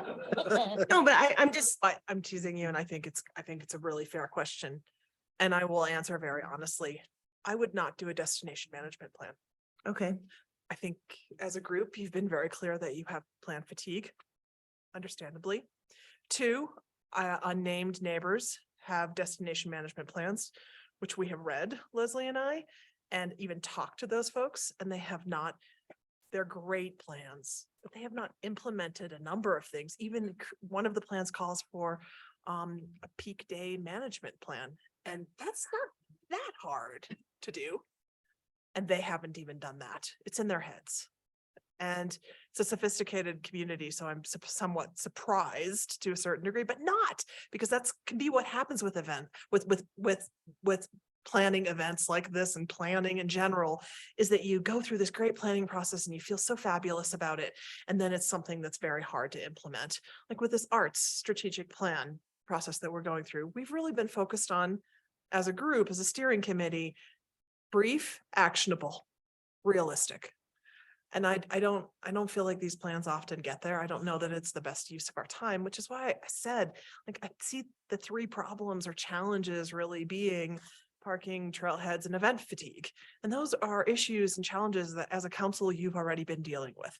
And that's why the second question is there. Like, okay, event fatigue, I think we're definitely, that's been worked through tonight. The second one is, parking. That was the last meeting.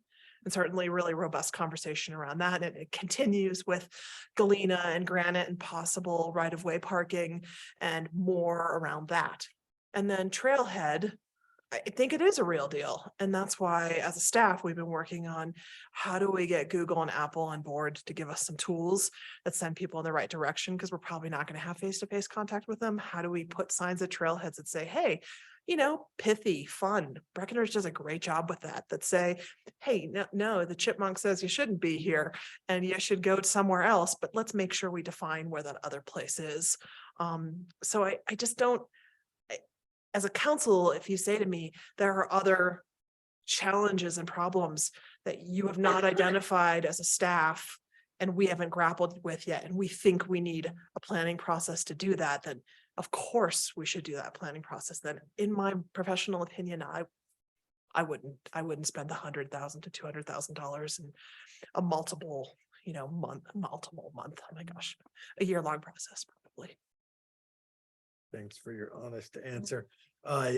Is it, can we delineate at least SOP, standard operating procedure and whatnot for some of these things? Like, that's what I feel that implementing or at least coming up with these plans is creating for the future.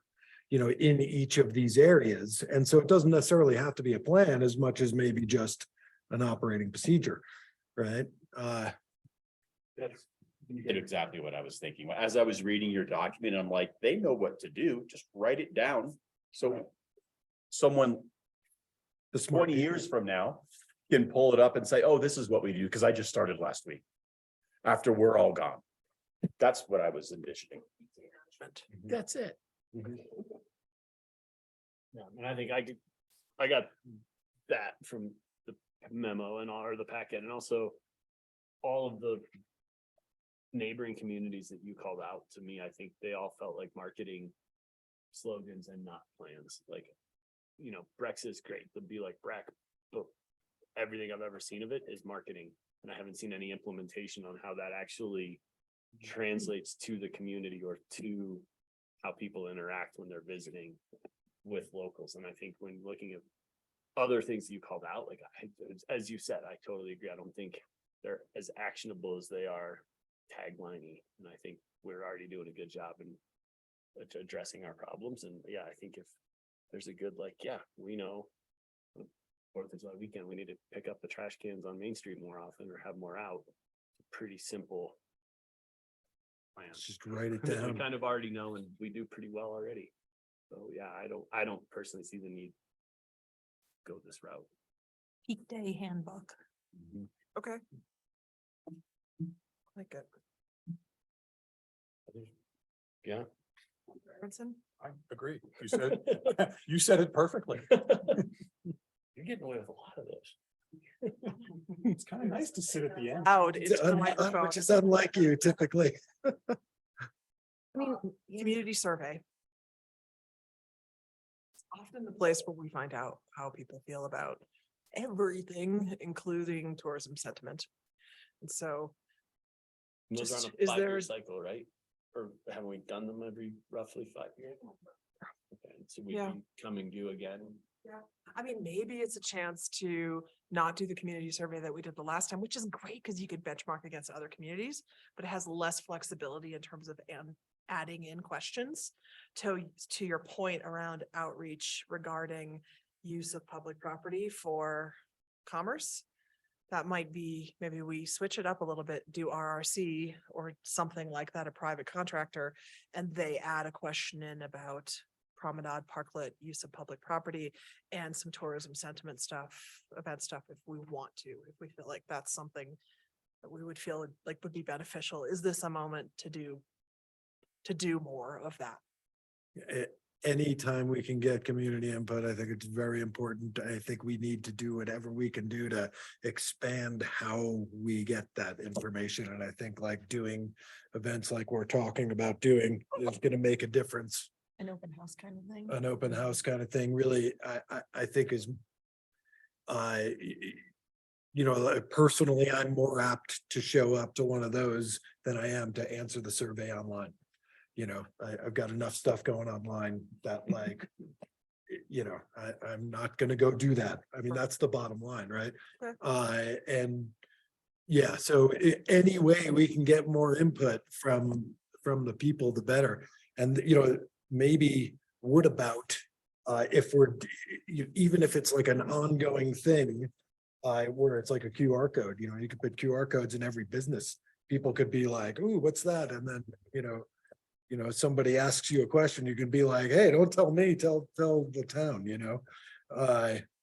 With an RRC, it would be a scientific Yeah. survey. So I hear what you're saying. What a great way to just get people to give feedback right away. What this would be sending out postcards, typically how they do this, and then you're invited to fill out the survey and you're picked completely randomly. Your residents or businesses, sure, we could add in businesses with a mailing address, physical and mailing address in Frisco. It's just, Leslie was really curious about it, and I think it's really worth asking if it's something that you want to do in 2023. Obviously, it will cost money and Yeah, how much does it cost? We want to get, like, sure. So one would be about use of public property. I heard that tonight, like promenade, parklets for commerce. Yep. And then the second one would really be pressure points for people around around the fact that we are a well-loved destination. And are there things that people are seeing that they would want us to pay more attention to and manage more? That would be, and then the rest is all about services. It's the usual community survey. Yeah, that's, are we, what's it leading to? You know, I just like to do a survey to find, I don't understand what we do with the end results, which depends on the questions we ask. It's a really good question. Potentially nothing if it's, we're loving, you know, the condition of our roads and keep it up, keep on keeping on. But if there are things that are pointed out, we should deal with them. Like, we're really dissatisfied with trail access, then that's something we should deal with even more than we are at this point. So yeah, it's incumbent upon us as, you know, staff to bring the results to you and then talk about the next steps. I mean, How much does this cost from this group? I don't, it would be a guess. Yeah. It would be a guess, but probably 15 to 20, somewhere in there. 1,000, yeah. It's not construction, so I feel better about. Vanessa, how is this, I'm just gonna plead ignorance here. How is this different than the community scorecard? The community scorecard is all of the departments coming together and talking about the things that we've done in the year previous to fulfill goals and priorities. That's an Of the internal community. document. It's an internal document. This doesn't need to happen. I just, you know, it's been a little bit. So I threw it out there to find out if Well, what I'm. 2020. That So it's- helps. It's been a little bit. I mean, Yeah. is this the time to do it? I don't know that it's the time to do it, but when I'm giving you the recommendation not to do a destination management plan, because I think I know what the three biggest challenges are, I should probably ask myself, and I did. And so did Leslie, like, are you sure you know what the three biggest pressures are around tourism? I think that, so with that, I think the community scorecard. Or pardon me, yeah, the community scorecard and then this survey would really give us. As a council and a new manager, clear direction on. What we need, especially if they align on some things. So if we haven't done one, and because we're all on the backside of the last whole separate years and folks are getting back to normalcy. This may be a good time to hit folks up for some feedback. Things have changed a lot in the Right. last few years. I mean, even when we talk about the parks master plan and stuff like that being in 2019, I'm just like, man, it's getting further along. Like, are those answers even relevant anymore? I mean, they probably are, but Right, but there might be new questions and new answers. yeah, new. There are questions on there because we'll want to keep a number of questions we've always asked so we can benchmark against them. But there are questions on there about park and your happiness with park resources. Yeah, I'm So- just throwing that out as an No, so example. it would give you a kind of a, where have we moved the needle on that at all? Yeah, cool. It feels like a 360 review to me, but it's at a grander scale for a community. Sorry. No, I mean, I like, feedback's always good. We're coming off of so many years of unlike any other year. That I'd hate to think that somebody evaluating the town, the conditions of the town for the last 3 years.